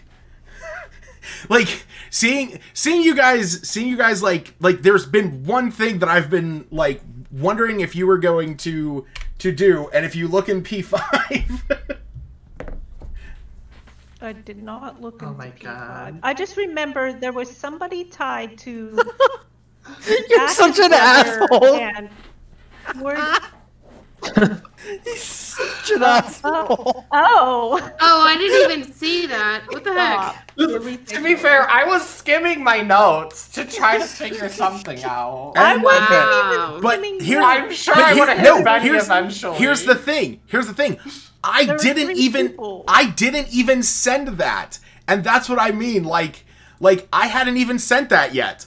I had that sort of prepped because, you know, but like well in advance, because you like when you guys were sort of, you know, like oh, I don't know what we're going to do, like I don't know what we're going to talk about, like, you know, who do we go to? I was like, shit, like maybe I could try and you know, we were doing it. which I'm proud. I'm very proud. I like I said, I think that was good.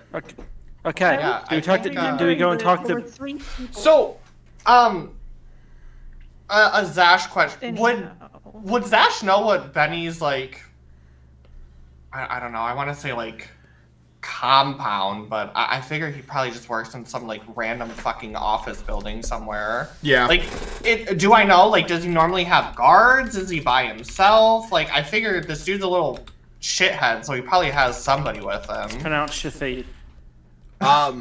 Actually, you actually, you know that for the most part, Benny just sort of, like, it's mostly just him. He's a loan manager for various properties throughout Neverwinter, and he works with the Innsmouth family.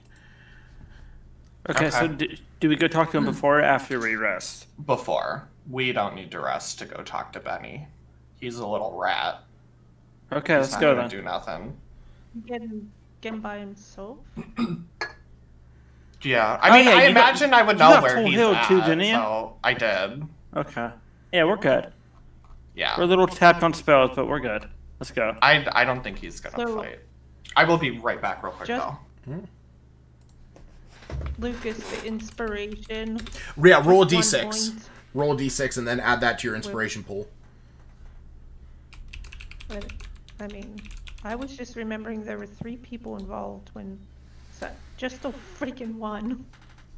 Treat it. Yeah, I was actually I have revamped it. Treat any ones as 2s. Okay.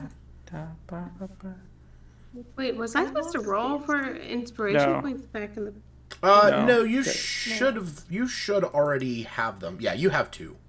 So basically, anytime you do, grandiose moment, something like that. You know what? Actually, Hannah, I will say, probably had it not been for, yeah. Gonna say, I give you credit for you know what? No, yeah, I'll give you a point as well. Roll a d6, and this is going to be for the fact that you specifically spoke out that Albina was memorizing the number pattern on the vault, and that you actually ended up utilizing that, saving Smith a spell slot and also getting you guys back into the vault. Nice. You said a d6? Yeah, so roll a d6, and then if you go into your equipment, your very first item is a inspiration point, and you can just add to that. Oh, okay. And the way that works is that whenever you make a roll with a d20, you can just add, to that using those inspiration points instead of just gaining advantage and stuff like that. Because I sort of find that boring. Mm-hmm.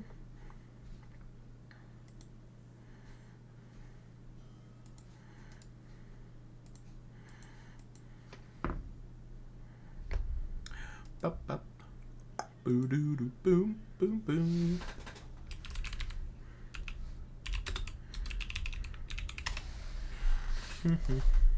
Ba ba ba ba ba ba ba dum ba da da da dum boo doo doo doo doo. Gotta make a new map, 'cause I'm telling you, combat might just break on out. Gotta make a map.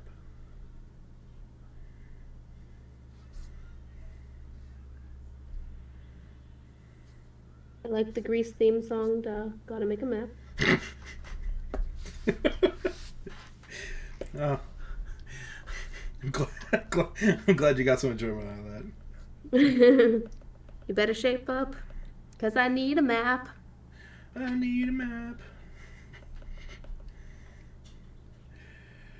Oh, fudge butts.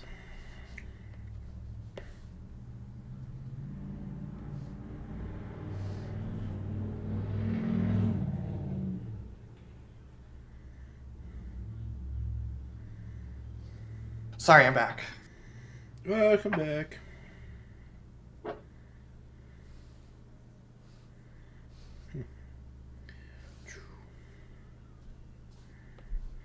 I don't necessarily know if that's the right size. Oh, that's perfect. Jesus. I impress myself sometimes. Alright. You impress me all the time. Right? We're not even doing like a short rest to get back anything. That was actually going to be my next question. I don't know. Are you guys heading straight over to Benny's? I think we should be good. Do we really get anything from a short rest? I get my wild shapes that I probably won't use otherwise.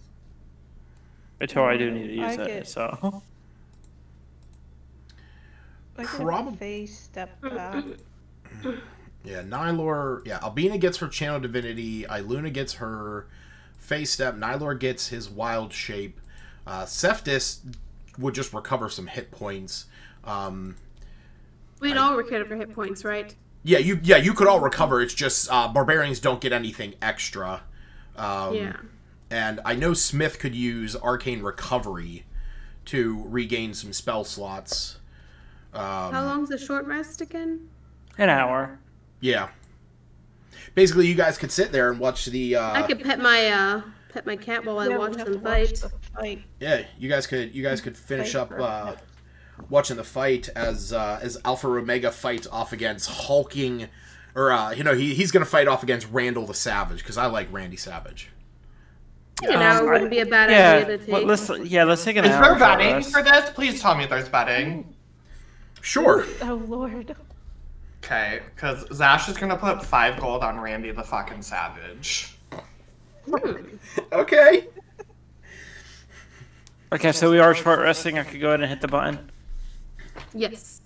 Freaking! I clicked my. Smith. Smith, are we short resting? Well, no, hold on. Smith and Steve. I want each one of you to roll a d20, and Smith is going to be representing Randall the Savage, and Steve is going to be representing Alpha Omega. So place your bets.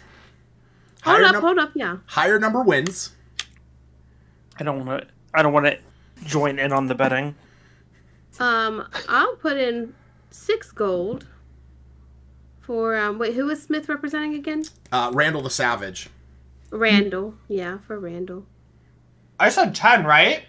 You said Yes. 5. Yeah, you said you said 5. Well, I mean, you can make a bet. Yeah, we're going 10. Okay. I'm feeling it.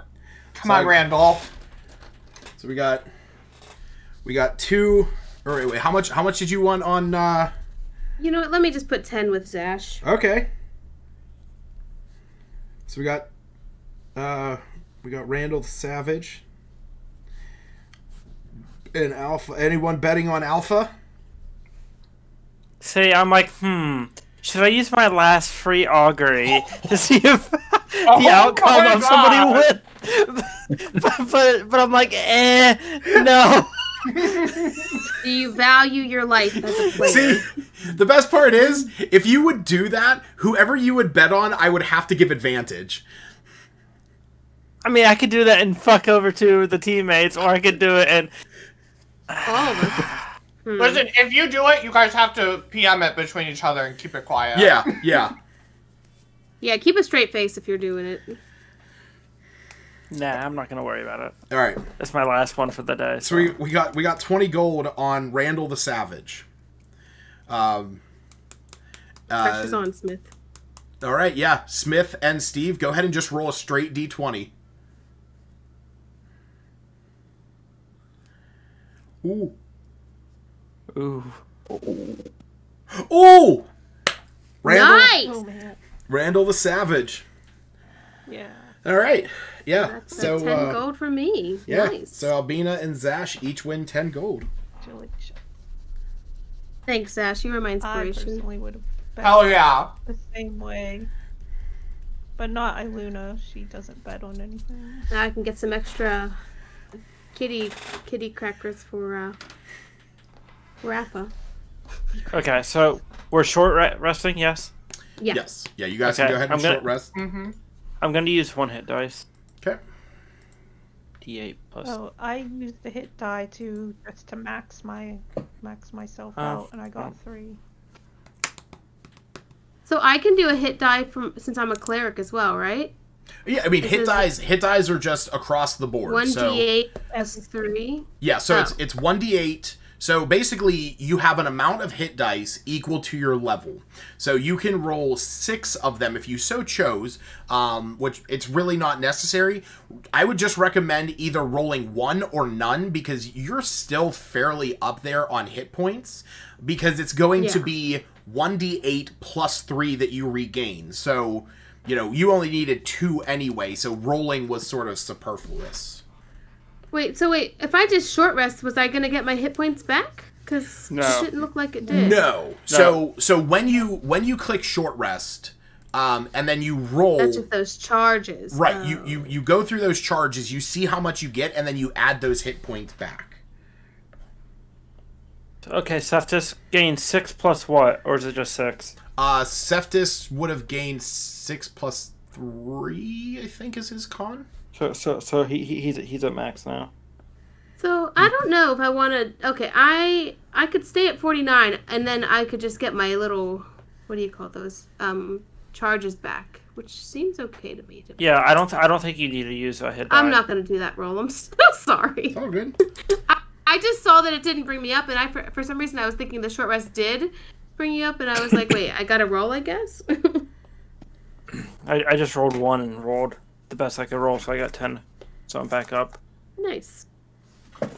So Stacy's at max, Zash is at max, Cephas is at max. You're at 49 out of 51. I'm at max, and Smith at max.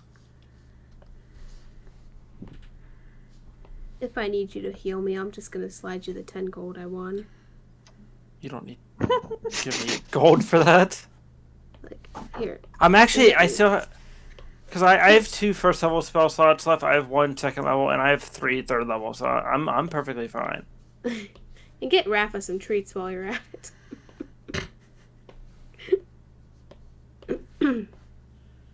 Alright, so I'm gonna double check that it did clear it.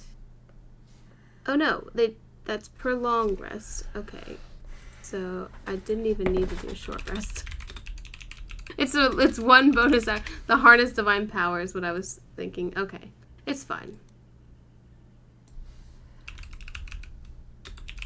By the way, if this session isn't noted as Breaking Benny, I'm going to be so disappointed. I love it.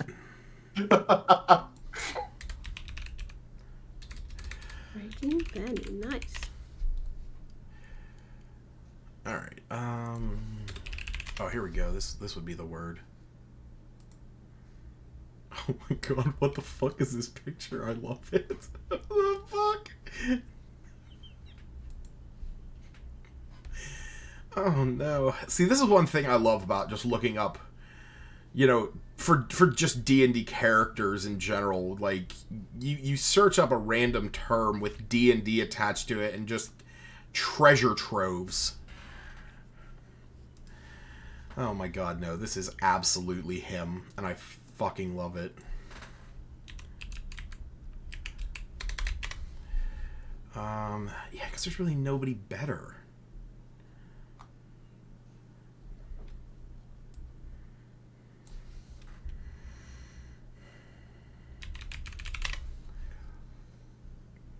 No. Oh, wait. Oh. Oh, no, this. Maybe?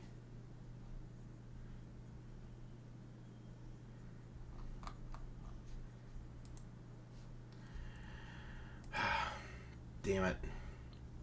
So I get too absorbed into trying to find a good character portrait. Alright, nope, I like this. Like it too much. Alright, so you guys spend about an hour or so watching the rest of the fight. Randall the Savage, you know, just going ham on Alpha Omega. You know, it's while Alpha has power, he has force and devastation. Randall the Savage is just a barbaric whirlwind force of sheer dexterity. His ability to bounce around and hit off of the ropes and then hit off of him, much like Blanca does in the game. You just watch Alpha get devastated. I can only imagine that Cephas probably feels a way about that. Can I go talk to him? Sure. Yeah, we'll say that you know, like after seeing Alpha Omega being taken down, like most of the crowd had bet against had bet against Randall the Savage, and seeing this, they're like booing him and like throwing food at Alpha, and as the place is clearing. Better What's that? if you go to congratulate Randall instead and just walk right past. So yeah, you see that Randall's sort of standing up, on there, bouncing around, people cheering for him. Alpha is now sort of standing off to the side. He's there with some of the folks that he travels with. What do you do as you walk up to him? I just walk up to him and say, Alpha, I see your skill set has met my expectations. Ooh. He looks at you and he says, I'll find you one day, and we'll test our mettle against each other on the battlefield. From what I have seen, do you know what a battlefield is? Of course. I was built to fight. Yet you lose so easily against something half your size. I'd like to see you fight off against him and stand there with that smirk. As I said, I don't need to prove myself.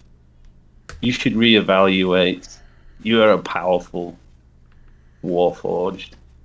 You are wasting your talents. He just sort of breathes a heavy sigh, and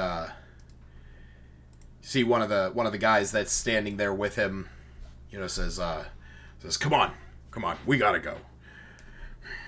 We gotta head up north." And as he's stepping away, he sort of turns around and he's like, "We'll have our fight one day. I guarantee it." I will look forward to it. Enjoying being kept by your keepers. He sort of, gets this, angry look on his face, and the one that's standing next to him is like, "Don't let him rile you up, buddy." He's like, "You can do what you want, but we gotta get going." I'll go up to Septus and I'll be like, Alpha, more like Beta. Oh! So Beta. Oh, man. Shit. We are dicks. I mean, yeah, kind of, but I mean, arguably, Alpha, did call him out, so you have fair rights. Deserved. Yeah. All right. Does anyone want to do anything else before you guys head over to Benny's? I think I'm good. I'm good. Okay. All right. So, Zash, you know where Benny's office is. Now, the map that I'm going to have up on here isn't going to be the full-size map. I plucked this one really quickly off the internet just for scale.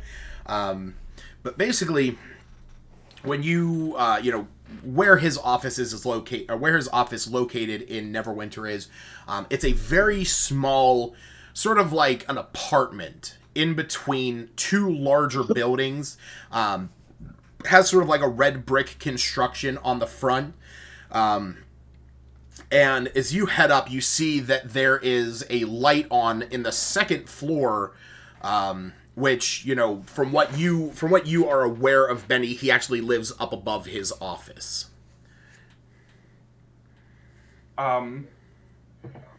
Is Lord Innsmouth and my parents with us? Actually, or did they stay behind? You know what? I will say that, you know what? I'll leave that up to you guys. Did you want him to go with you? Did you want your parents to sort of stay with Lord Innsmouth at the casino, just in case something happens? What did you guys want to do?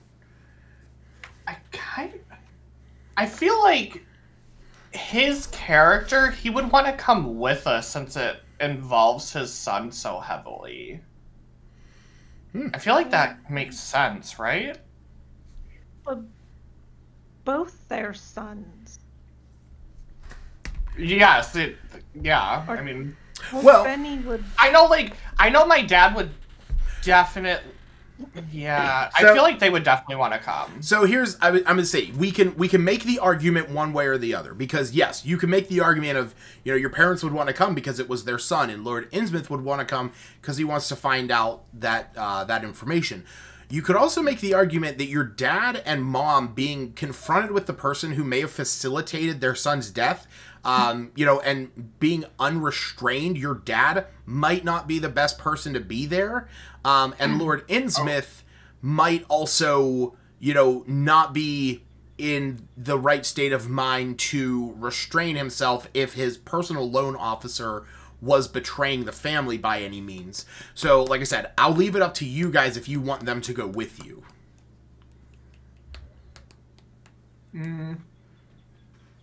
My vote is yes, but we can do democracy. We can vote on it. Stacy? Yeah, I imagine they probably. I don't know why would they trust us just to be their third party? Well, they would trust me. To speak on behalf. Yeah, and the rest of us who just keep tagging along with you, we barely know them. Right, but it's kind of like a... So they just trust you. Right, like, because they trust me, they trust you because of your relationship with me.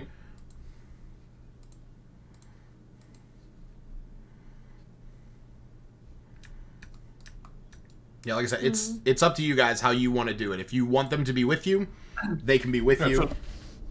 So yes or no, Stacy? I think they... I don't know. I guess I'd want them around. Okay. They had to rescue us 5 ago. Hannah? Yes or no? And we have to keep explaining things to them, so maybe having a first account or first-hand account is just simpler this time. Wait, for your parents coming is what we're... Yeah. Yeah. Yeah, they can come along. Okay. Tony? I would say Lord Innsmouth should come along. I think your parents should stay back.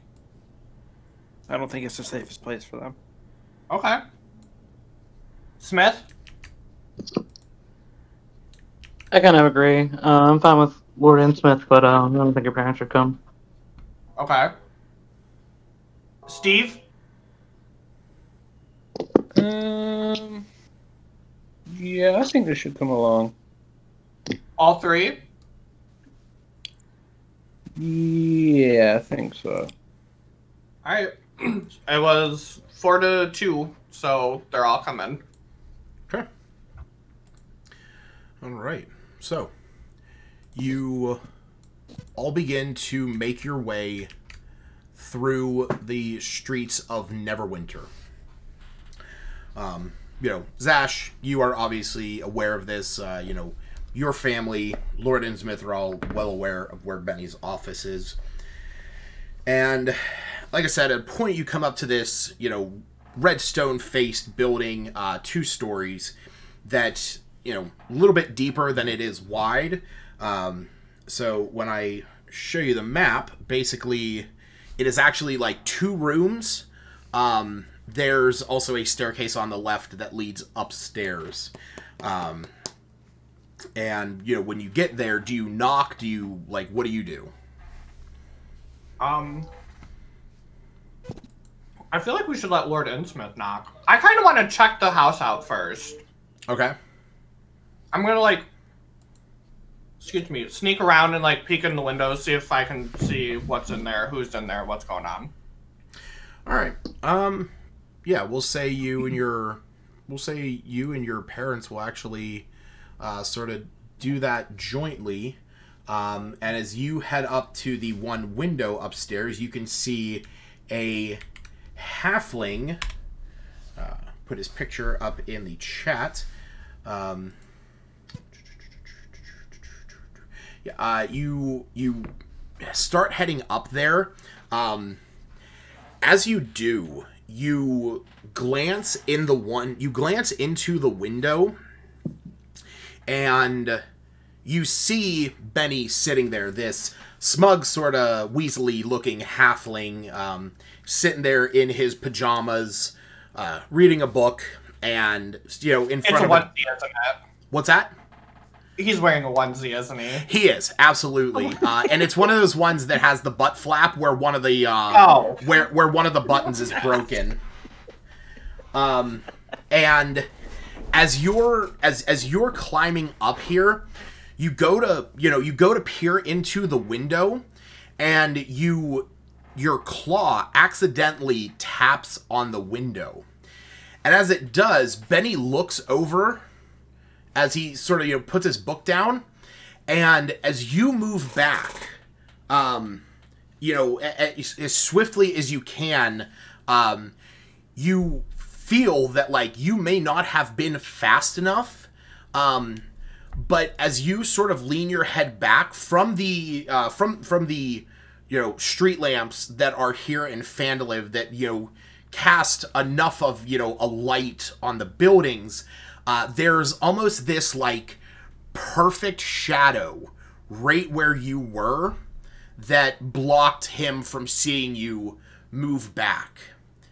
And as you sort of move back, you see, like you don't remember that shadow being there. And as you blink a few times, like taking into cover, and then you wait a few seconds and you move back, the shadow that was there isn't there anymore. And he has gone back to reading his book. Is it like the shadow I saw in the house? It wasn't. Whereas that one you felt had some shape, this one was more obscured, but as you're having this thought, you just sort of have this, like, this sort of feeling about you, of, like, a calmness. Like, when somebody is there to protect you, it's that feeling. Okay. And you see your parents, they climb, they're like, scurrying across the roof, and they look down, and they're like, your dad's like, I didn't see him in the other rooms. And your mom says the same thing. He's in this room. He's reading. All right. And, your dad looks at you, he's like, is he alone? I didn't see anybody with him. Did you guys see anybody else in any of the other rooms? No. It's empty. Alright. Let's have Lord Innsmouth knock. Alright. You head down, and you hear you see Lord Innsmouth. He walks up to the door, and just this and the sound sort of echoes through the streets. It's the thing you have to realize, it's about 10:30 right now. So it's fairly late in the evening, and you knock on this door, and as you do, you see, you see like a shadow up on, sort of blocking the light on the upstairs window, and then you hear the sound of footsteps coming down, and the door unlocks, and a flickering light goes on the main floor, and the door opens, and you see Benny standing there, and he goes, "Oh, Lord Innsmouth, what can I do you for this hour?" And Lord Innsmouth's towering, even as a dwarf, towering over him. He says, "We need to talk." As soon as he says that, I'm going to grab Benny by the shoulders and pick him up and walk him in the house. Okay. Yeah, he struggles for only a moment, but quickly gives up. And yeah, where do you put him? Just because basically his main room is set up the way that you see here. It's just there's another room that extends beyond that through a doorway where that one window is. I'm I guess I just want to know, where are you putting him? I'm gonna put him on the desk. Oh, okay. And then I'm gonna walk around and pull out the chair for Lord Innsmouth. Okay. Yeah, Lord Innsmouth takes a seat. And Benny... I'll just say to everybody, because I'm not trying to, be sneaky or anything, and I'll just be like, make sure all the exits are covered. And I'll, draw any blinds. Your parents will... your dad says that he will go up and keep an eye on this place from above. And, your mom says that she will watch the door. Iluna.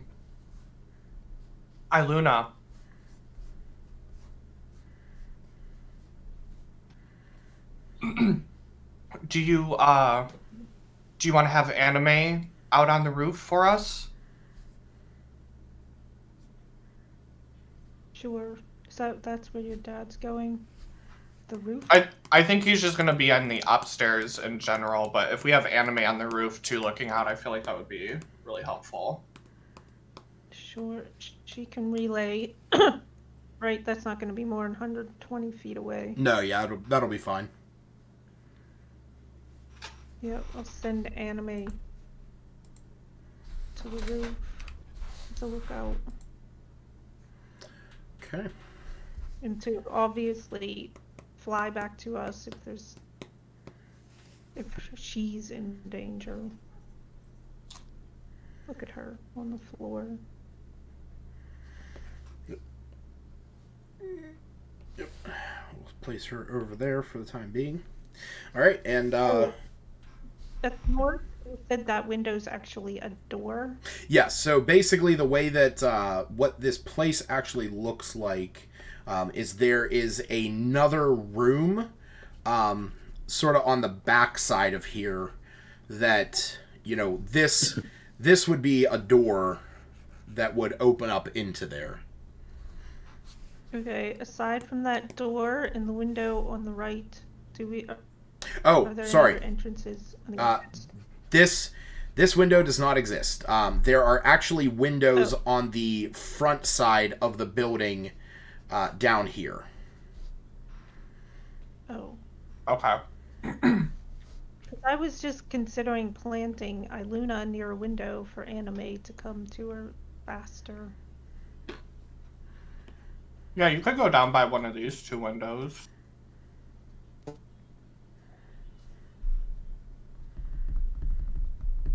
So, where am I?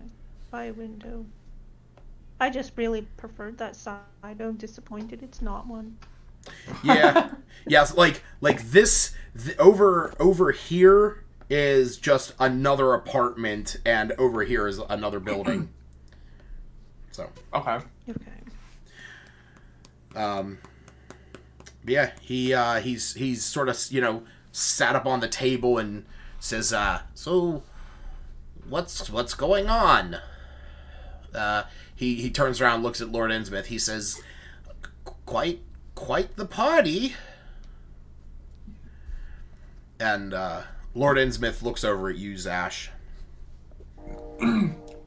Benny, do you really think this is the time and the place for you to play stupid?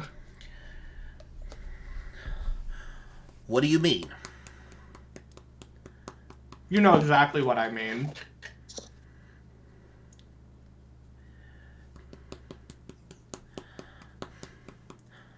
All right.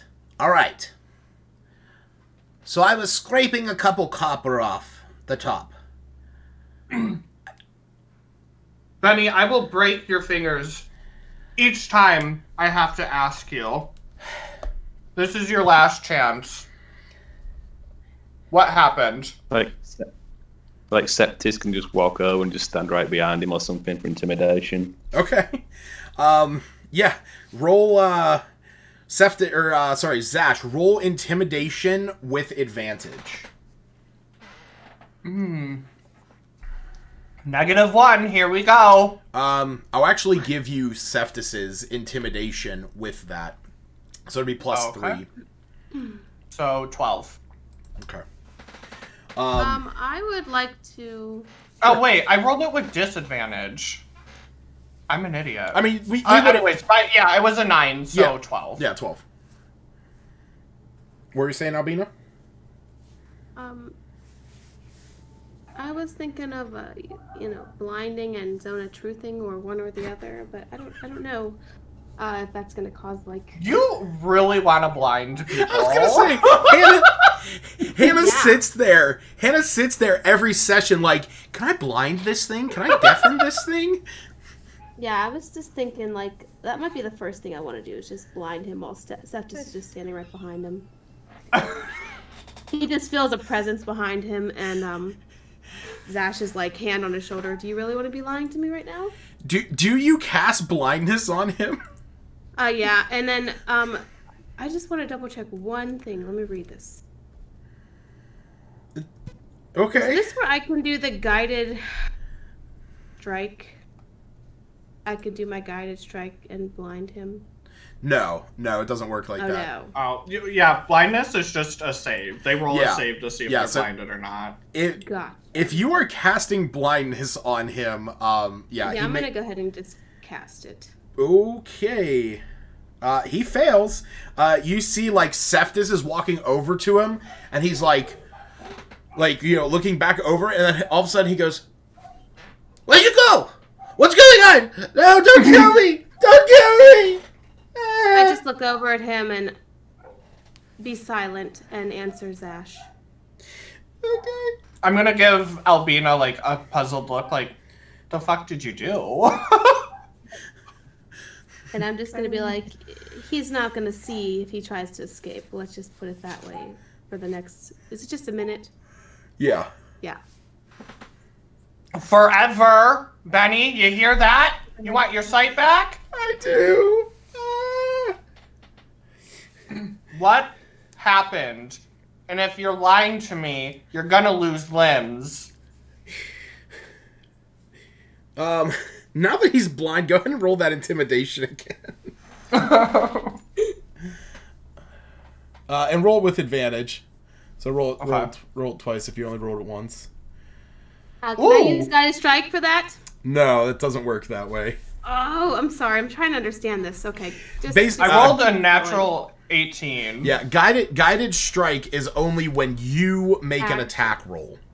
Oh, attack. Okay, yes. Not an action. Sorry. Yeah. War God's Blessing is if one of your friends makes one. The one in the room that would be, more beneficial here would be Zash with guidance or, What I was thinking, it was like, okay. Right, yeah, no, yeah. It's similar sounding name, but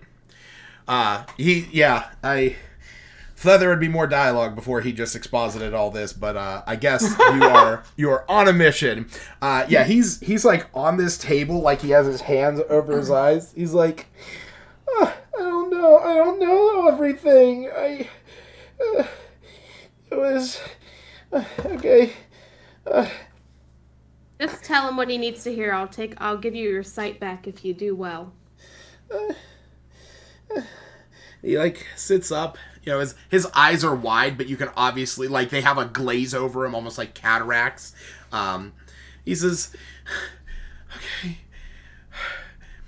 Thunsorn came here the other morning with your brother and said that he was meeting somebody here, that they were going to be discussing some property values, that they had a meeting, and when... Who was he meeting with? I don't know his name. I have never seen him before. When he arrived, your brother and Thunsorn were in here. The man came in.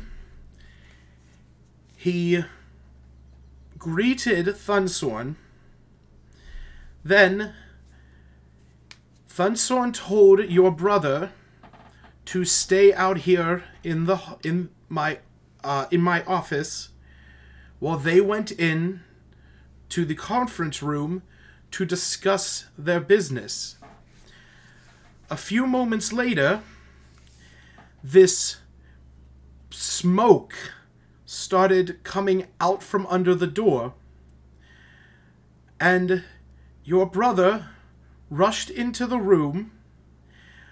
I heard all kinds of scuffling around, and when the smoke cleared, there was your brother dead on the ground, and Thunsorn was standing there with a cut on his arm, and the man was nowhere to be seen. So, you allowed somebody in your home without even learning his name? I allow the business partners of my clients here under the express understanding that they are not going to do stuff like this. What do you look like, Benny? Well, real quick, I'm gonna grab Benny's finger and ask him, Benny, are you lying to me? And I'm gonna insight check him. No. Yeah, go ahead and roll insight. Poor little guy. I feel so bad for him. I mean, even with that, you can tell. Okay. Like, I mean, you've pissing himself at this point. You've seen like him, sniveling around before, but this is definitely, on another level. Okay. And he's like, you have his hand. He goes, he was kind of tall, very thin, long white beard. His hands were like no, I'm sorry. Forget I said that. His fingers, that was the creepiest thing about him. They were so long. What color were they? He was old and kind of pale, but I guess whatever the in-game equivalent of Caucasian. Okay. Did you shake his hand, Benny? No, I did not want anything to do with him. He gave me the willies. He kept staring at me. But has Thunsorn told you anything about any secret deals he has? No, he has not. Anything about the troubleshooters? The only thing I know about the troubleshooters is that I have been getting non-stop messages from the businesses of the estate that they are receiving correspondence from them, and this is what I have been dealing with for the past few days. Just real quick, but out of game, before, Albina's kind of just keeping an eye on the time that's passed, and, right before he's going to get his sight back, she's going to play it out okay, now here's a start. I'll give you your sight back for now. Oh, okay. Okay. Just as it's running out. Yeah. And he, oh, I'm so sorry. I wanted to tell you. He turns to Lord Innsmouth. I wanted to tell you. I wanted to tell you, but Thunsorn said to keep it under wraps. That he wasn't sure what happened. What happened with your brother? And he looks over at Yuza. He wasn't sure what happened with your brother, in the scuffle, and he didn't know where the man went, and he didn't want anything getting out. I thought maybe he, had made a bad deal with somebody, and he just wanted to keep it under wraps. What happened to Zash's brother's body? It was right there once the smoke cleared. He went in, and I'm sorry, but I hid underneath my table, and Who came to retrieve the body? The guards. It was as soon as it was over, we called the guards, and they took the body up to the estate. The guards being the troubleshooters? I can't recall. We called for the Neverwinter Guard, and they arrived to sort of block off the scene, but Thunsorn said he was taking the body back up to the estate. I'm gonna squeeze his finger. Benny, I need you to remember right now, or I'm gonna slip. I am trying to remember. I'm so sorry. Was it the city guard, or was it the troubleshooters who picked up my brother's body? They were not city guards. I can tell you that they did not wear the colors of Lord Neverember. What colors did they wear? Black and gray? Which those are the colors of the troubleshooters. Motherfuckers. I'm so... And he turns back to Lord Innsmouth. I am so sorry, sir. I was just trying to help your son. I thought maybe he had made a mistake, and he wanted to keep it under wraps, and I know how much he's trying to impress you and wanting to, do right by you and take over the estate in your stead.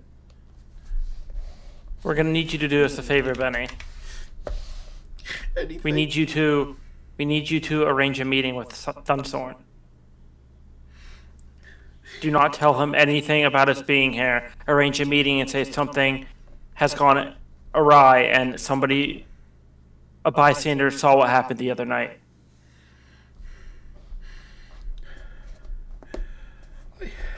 Benny, did anybody mention any names? Have you heard of Mixka, or whatever the hell that name is? Miska. Miska. Miska. No, I've not heard that name before. And I can arrange for a meeting. I can send one of my correspondents up there tomorrow. I'll look at Zash. Does that work for you? Real quick, you said the colors they were wearing were black and gray? Yeah. Yeah. Okay.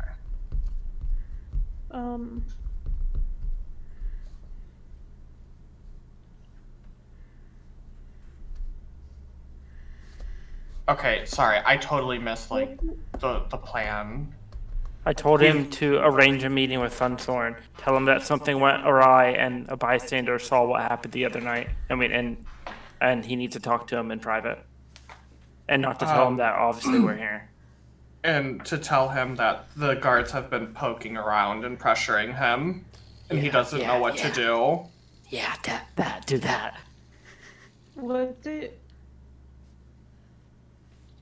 Did anyone ask what race this person with the beard was? I did. Yeah. Oh, you did ask race? I think he was a human. Oh yeah, mm-hmm. He was humanoid. Yeah, Lucas said it would be a D&D equivalent of a old white dude. Yep. Okay. What about the color of the smoke, if that indicates any particular sort of spell? I don't know if the smoke color was mentioned, because I was trying to take notes. No, Benny. But if it wasn't, he's like, it was not really a color. It was just like dark smoke. I honestly thought something Dark, was like, burning. I thought maybe black? they knocked over a candle or something. Now, Benny, I want you to think carefully. Did you smell burning? Were there scorch marks in the room afterwards? No. So it would be safe to say that this was a magical smoke. I guess one could assume. You can look at it yourself. And he gestures to the room that is located behind Lord Innsmouth. Okay. Somebody stay out him, make sure he doesn't get away. I'm not going anywhere. I'll go into the other room. Okay. Nylor and Me. yes, I'm sorry, I can't think of your character's name right now. Iluna? Iluna. Jesus. I'm sorry, it was totally escaping me. Yeah, I can Sometimes call her other names. Let's go check it out. Okay. Oh, we should probably have Smith come too. He is the wizard and is familiar with all the arcane shit. Okay, which room is this on the map again? The one behind Lord Innsmouth. There's actually it's the room that would be My God, to the it north. leads outside. Just kidding. So I mean, you walk into a similarly sized room. The main difference is that there's a large table in here that is surrounded by chairs. You know, it's like a conference room. So, and on the back side there are two windows that look back out across the alleyway between the other sets of buildings. Okay. I mean, like, just immediate first glance, do any of us see anything, like, out of the ordinary? Like, any obvious residue or anything like that? You don't notice anything immediate, like residue or burn marks or scorch marks. What you do notice is, like, scratch marks, which, seeing their size, how deep they gouged, you might imagine that these could have been left from your brother. But you're not 100% sure. Like, they are claw marks, like, they are scratch marks. Where are they? Are they, like, on the walls? No, like Floor? right near the floor, like, just very close to the beginning of this room. Okay. So they're at the beginning of the room on the floor. Yeah. Now, that might lead you to believe that either, part of the conflict was there, or your brother, like, bounding into the room to go to town. Oh, so it doesn't seem like it was him trying to escape. Oh no, they don't look like drag marks. It's not that okay. long. Yeah, that's what I was asking. Yeah, that's the first thing I thought of. Okay. Can I go look around the room and inspect, like, the walls and everything, see if anything's out of the ordinary? Yeah, I want to check the windows. Looking for... Spread up and search for clues, gang. Yeah. Yeah. Smith, if you went in there with them, what would you be doing?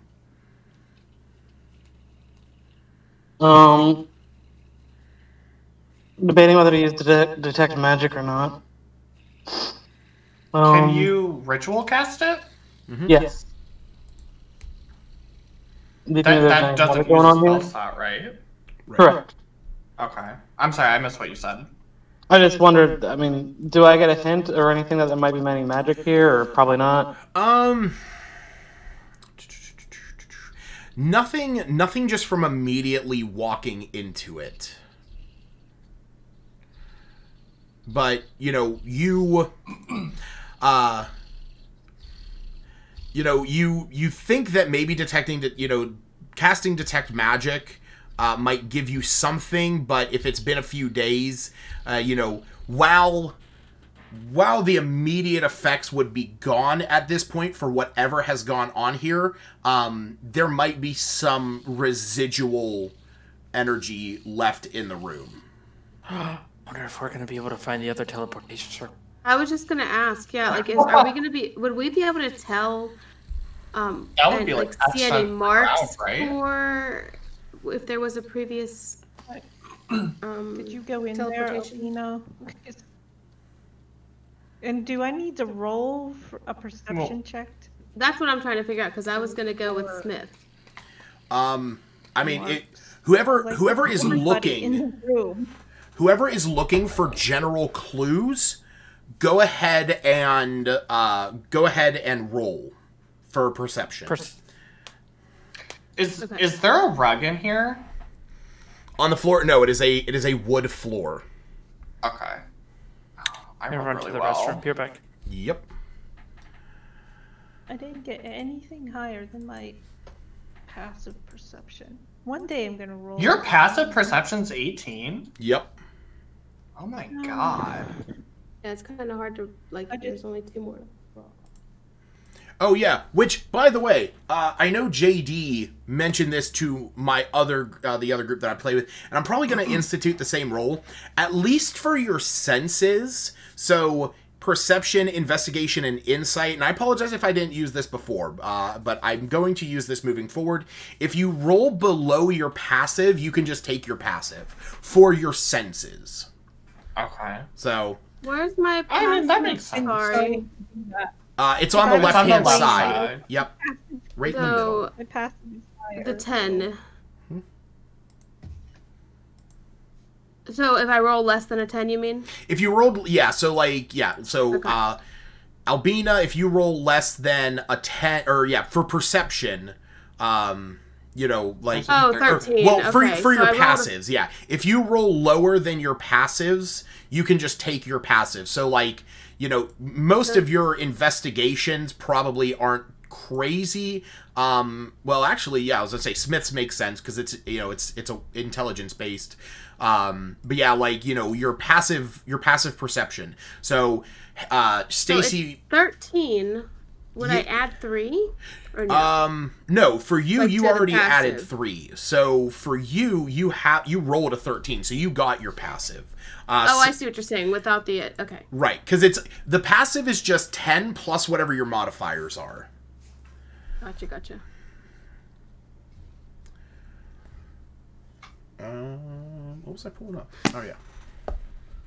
Because we're doing we're doing perception, which is wisdom, or I don't understand. You were doing perception, which is wisdom based. So it would just be if I didn't get 13 or if I got 13 or less total with the if you got anything under 13, you could have just taken 13. Gotcha. Okay. I was thinking the 13 plus 3. That's my bad.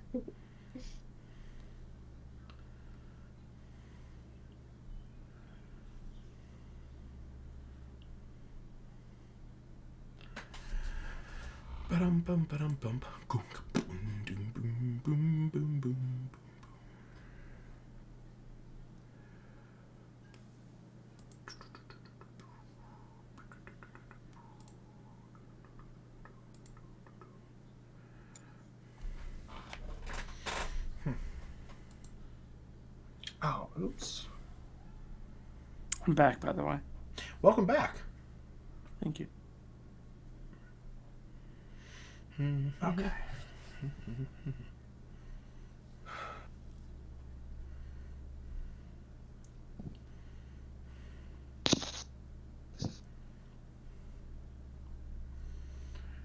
All right. Did I miss anything? No. I was just waiting for him to get back, and I was reading something. Oh, okay, my bad.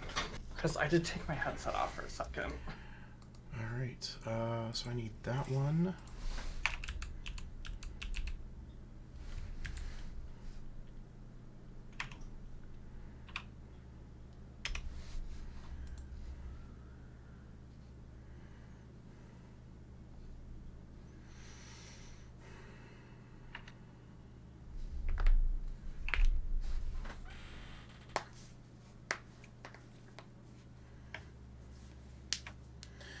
All right. So, for everyone who is checking out, Smith, were you searching or were you casting a spell?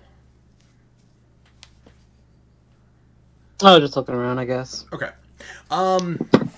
So For the most of you, this room looks fairly unremarkable. There's really nothing too crazy about it that stands out. It just seems like a meeting room. There's, some cabinets on either side. The chairs are sort of strewn about the table.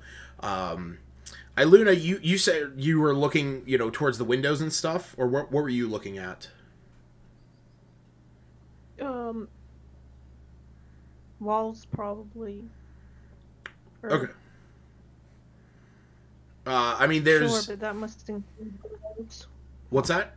How big of a room is it? It's about the same size. So it's, there's enough room that you can all sort of, maneuver around, but it's, it's not like, it's not super tiny. But, yeah. I don't know, maybe looking for other ways in or out, or anything that indicate how they left besides a puff of smoke. Okay. So with that, I will say, you're looking around, seeing, what other ways this person could have gotten out. You check out, the windows on the north side of it, and you see that they are covered in dust. It appears that they have not been opened in, maybe weeks or months, so you don't imagine that they got out that way. And Zash, what you pick up, something that's kind of strange, is you notice that this room in here seems to almost be like the aesthetics in this room appear newer. Like, compared to his main office, this room seems a lot cleaner. While there is dust on the window, it appears like things in here are, have been renovated recently. Okay. How convenient. On top of that, can I just, check out the desk? Sure. And the windows, see if there's anything particularly important with Thunthorn in the desk, and if there's just, any type of markings on the windows, like somebody tried to jump out one or something. You don't see anything on the windows. Like I said, with Iluna, there's really nothing on the windows. What specific... Oh, did you check them? I'm sorry. Yeah. Oh, my bad.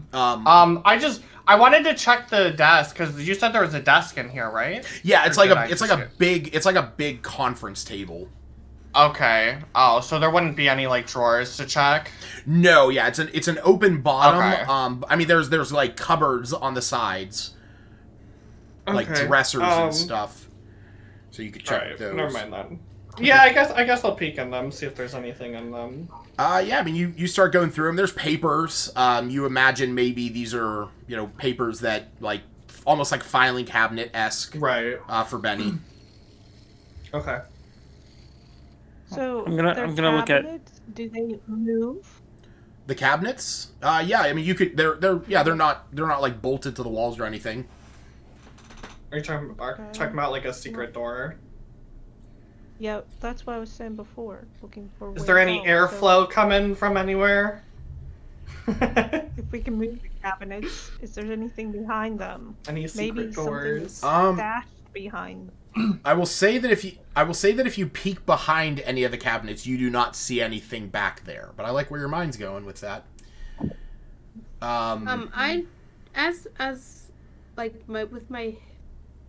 I guess my background, what would I know about portals, and because I know I helped Smith dispel it earlier, but I don't really know. I was thinking looking around, but I don't know what I should be looking for, if there's any kind of marks or anything, if someone did close a portal or something. So generally speaking, portals are going to be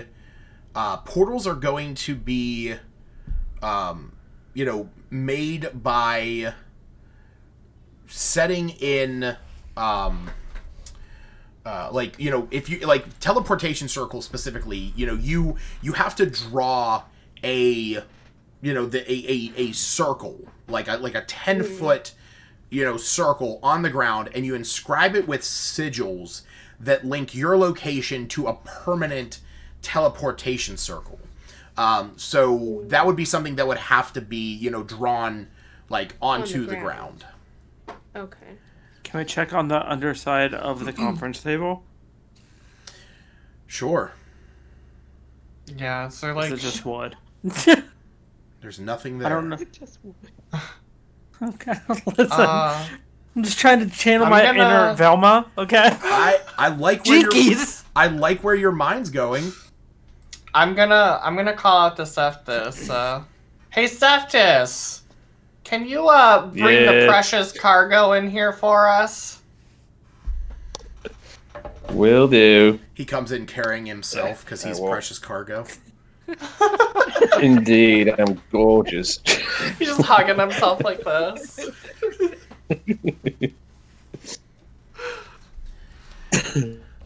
Yeah. I'll just tap on the table, set him up here.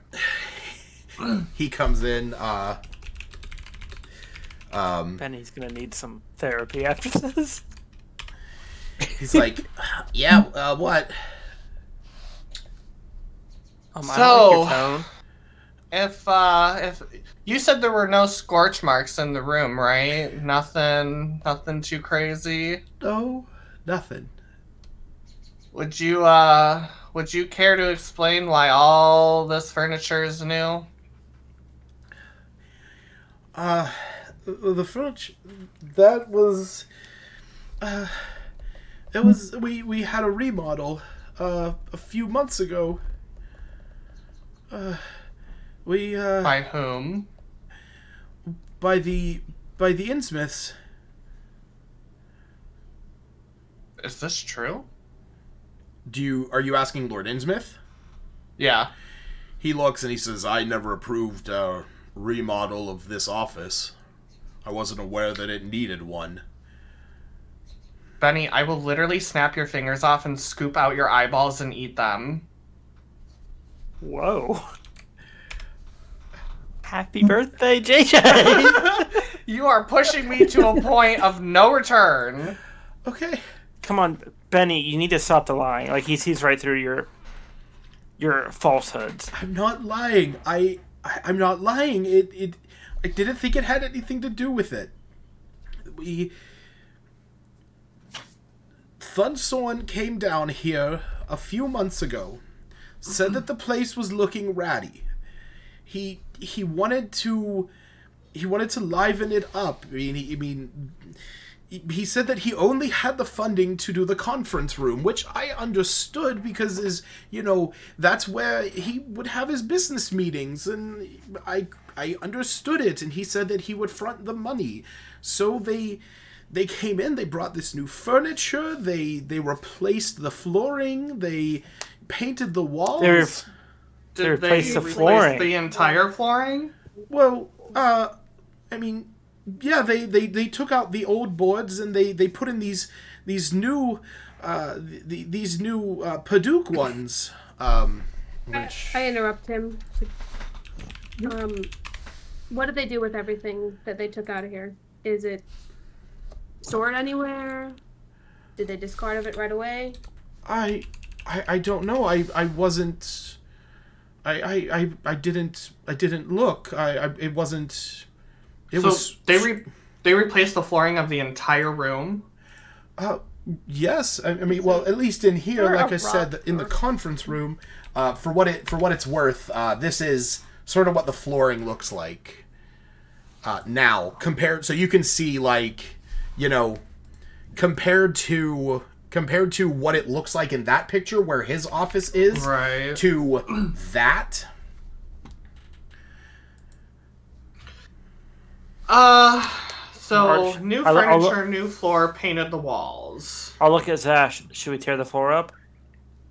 I'm thinking we need to tear the floor up. You can't tear the floor up. I just redone. You didn't pay for it. Step aside. Might pop up. Hey, Do you you want to pop a few of these boards up? Benny, do you not understand how severe of a situation this is? His brother's dead. We almost all died. There's a serious conspiracy going on here. I understand. And you seem to be right in the middle of it all. It doesn't look good for you. If you value your life, you'll step aside. Okay.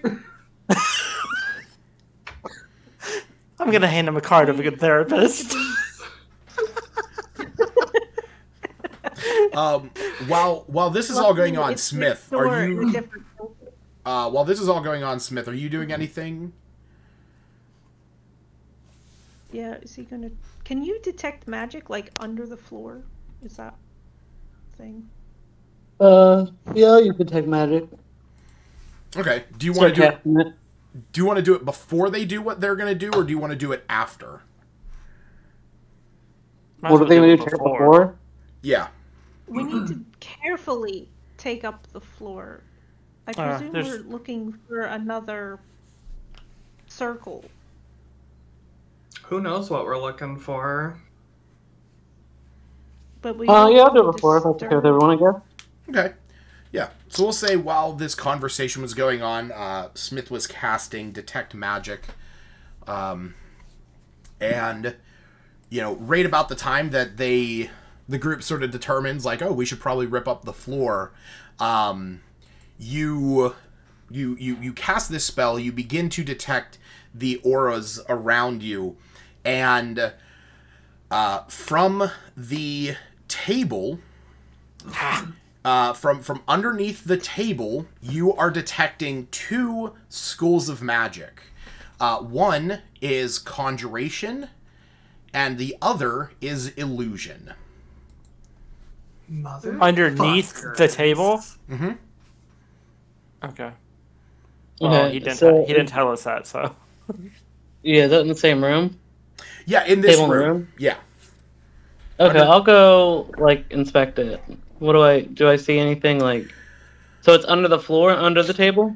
Yeah, so basically, when you go over to this table, you're looking around it, it's from the table itself, you're detecting both of those schools of magic. That it sort of does seem to be underneath the table, the aura you feel doesn't extend further up than it does down. So you feel it's somewhere underneath the table. So it's illusion and conjuration? Correct. I'll kind of say that aloud to myself, but so that everyone hears it. Okay. And I'll start checking out the area, I guess. Okay. I'll start reaching in the bag of holding for the Scooby snacks.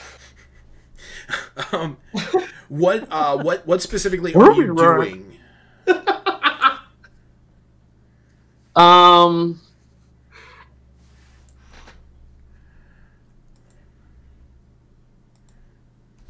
I don't know. Because I didn't know if you wanted. I didn't know if you were trying to determine what spells it is. I didn't know if you were casting Identify or anything like that.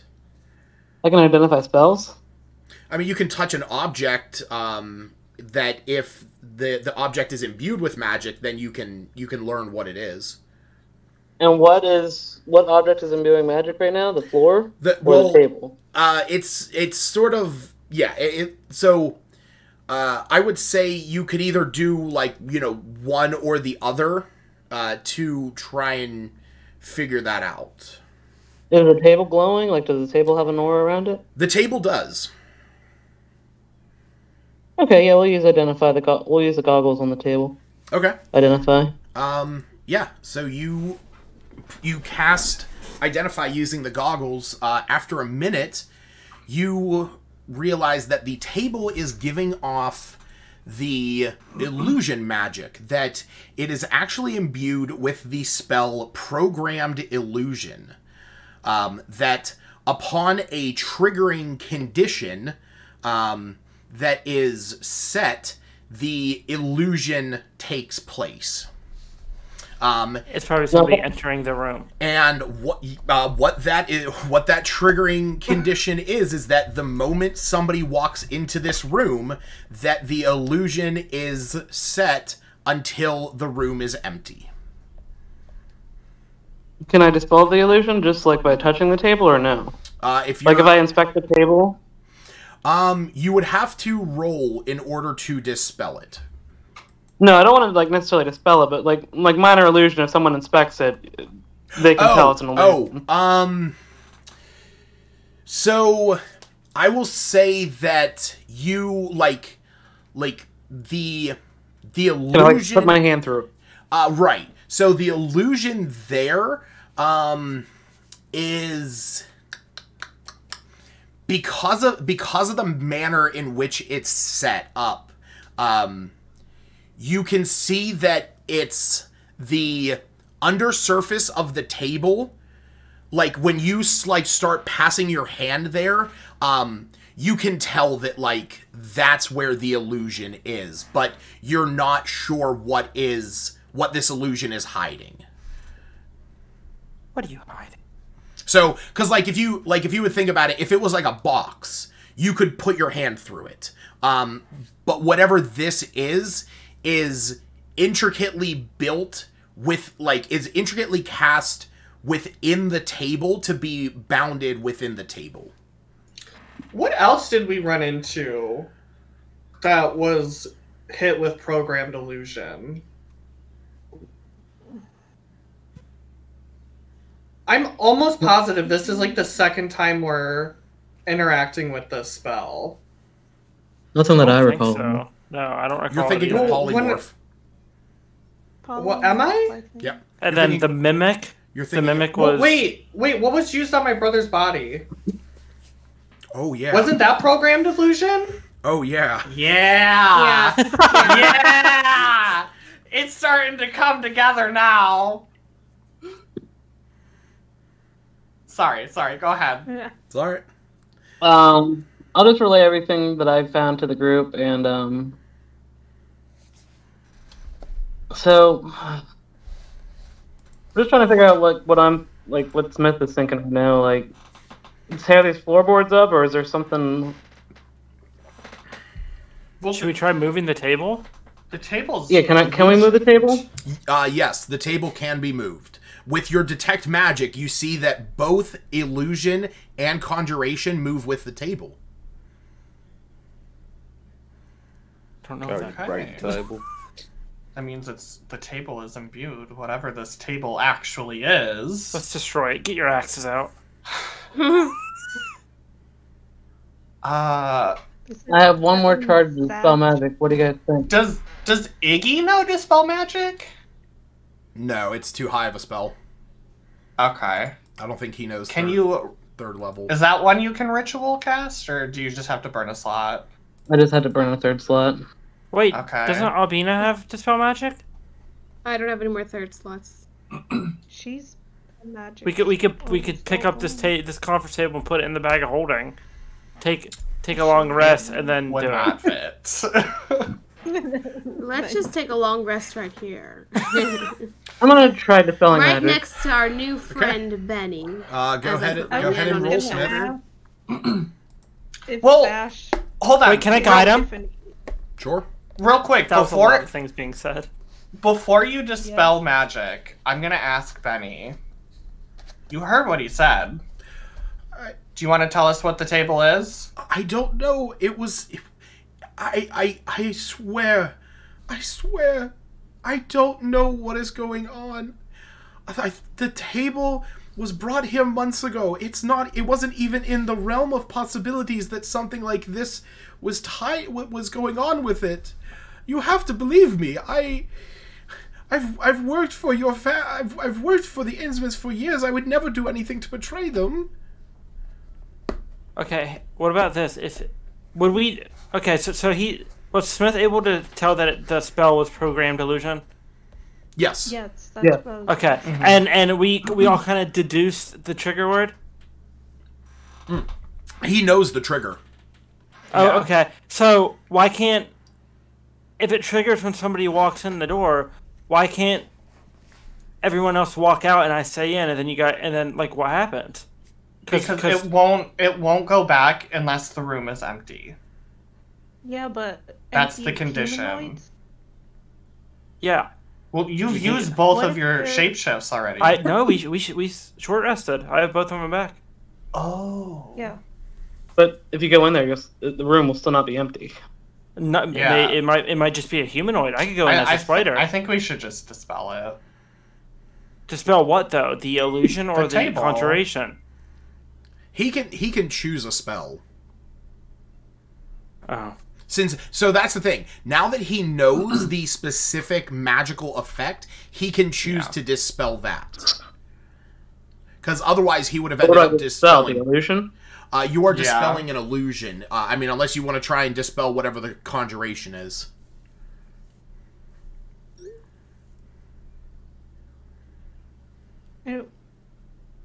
We're aware of the... Well, no, Zash seemed to make the connection between that and his brother's fake body. Yeah, I think I if was we just... getting to something, but I lost my train of thought completely. I think if we dispel the illusion and see what we're actually working with here, then I think we're okay. It's easier to figure things out once you know what you're working with. Okay, so do I have guidance? Okay. What is that? A plus D4? Yeah. Okay. And you have inspiration too. You can use that if needed to make sure you definitely don't fail. I think you have inspiration. Yeah, he does. He has 4 points. Oh shit! Guidance isn't gonna help on that. Well, roll guidance. Wow. Oh gosh. Yeah. Let's take a long rest. Yeah. Let's take a long rest. Oh wait, don't we have a scroll? Oh no, that's like never mind. Okay. Shit. I was kind of hoping that you would get it so that I could end it at that note. Well, Benny, Hey, I was hoping I would get it too. Yeah. Looks like we're having a sleepover. So do we sort of want to like fast track? Because I really want to end it on this note. Do we want to sort of like fast track to the end of the long rest? I'm down. Yeah, I'm okay with that. Okay. So in before he uses all the spell slots and still still fails. Right. Wait, Tony, do you have your like augury thing? Oh fuck. Oh no, I have one more charge of augury. Yeah. Or I'm sorry, your thing where you can like change roll. No. Yeah. No, I'll give it. I might as well blind and deafen before. What the fuck? You know what? I might as well call lightning on the entire house. If we're just going long rest anyways. We might as well take advantage. Holy shit. Jesus H. I didn't put any thorns anywhere. You know what? Hold on.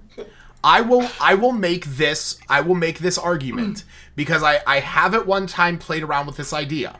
So, the spell that Smith is trying to dispel is Programmed Illusion, which is a 6th level spell, which means he needs to roll a 16. He has rolled an 8, and he has himself 4 points of inspiration, so that puts him up to a 12. I will let you guys. I have 4. Can I donate it to him? On a 2-to-1 basis. Give him 8. So if you gave him 8 collectively, he would. So you each you would have to give up 2 of yours to give him 1. That's fine. Okay. I'll give him 8 of mine. Okay.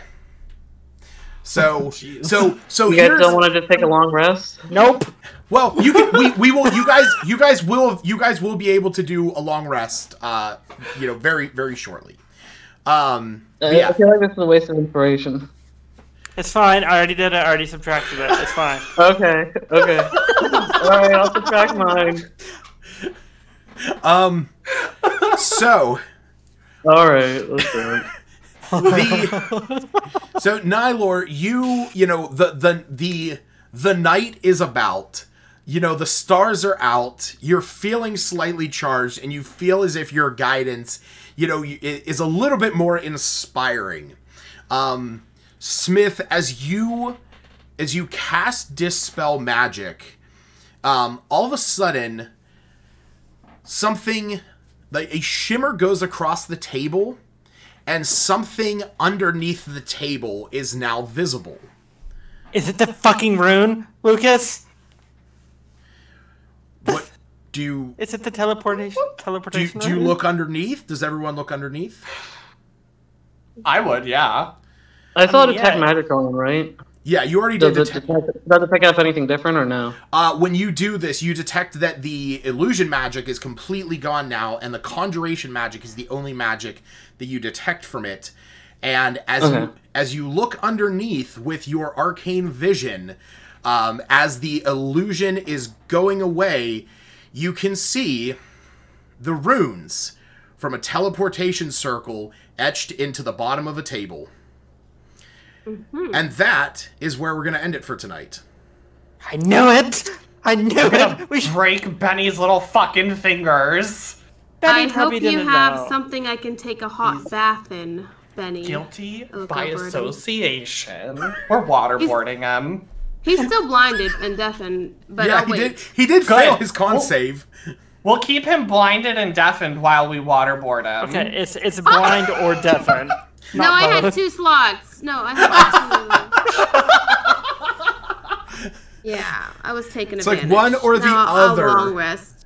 One I blinded him and then I deafened him. One consecutively. Oh my god. Okay, so we are long resting? Yes. I'll long rest. You guys can long rest because when we pick back up next time, we'll sort of address it from here.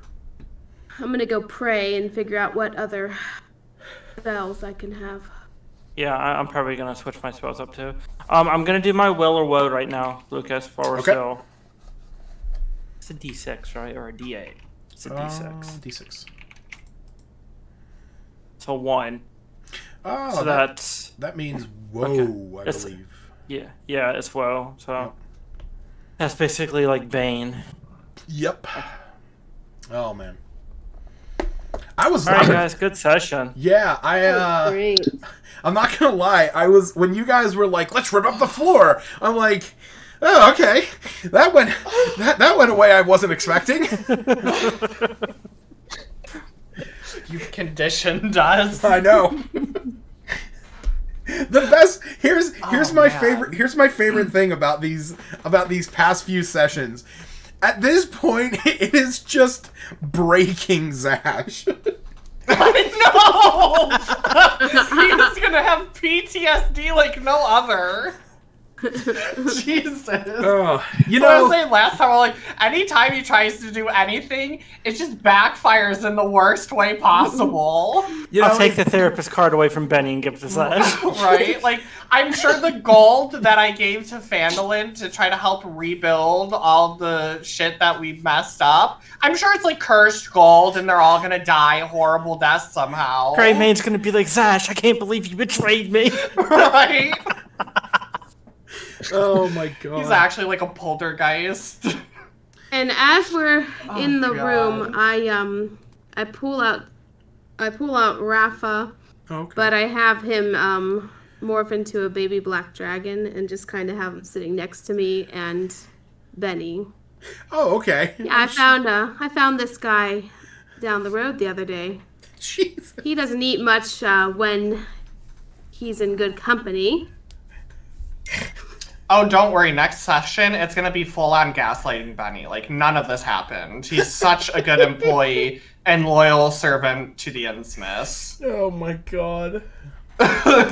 He's going to be broken. Oh, I love it.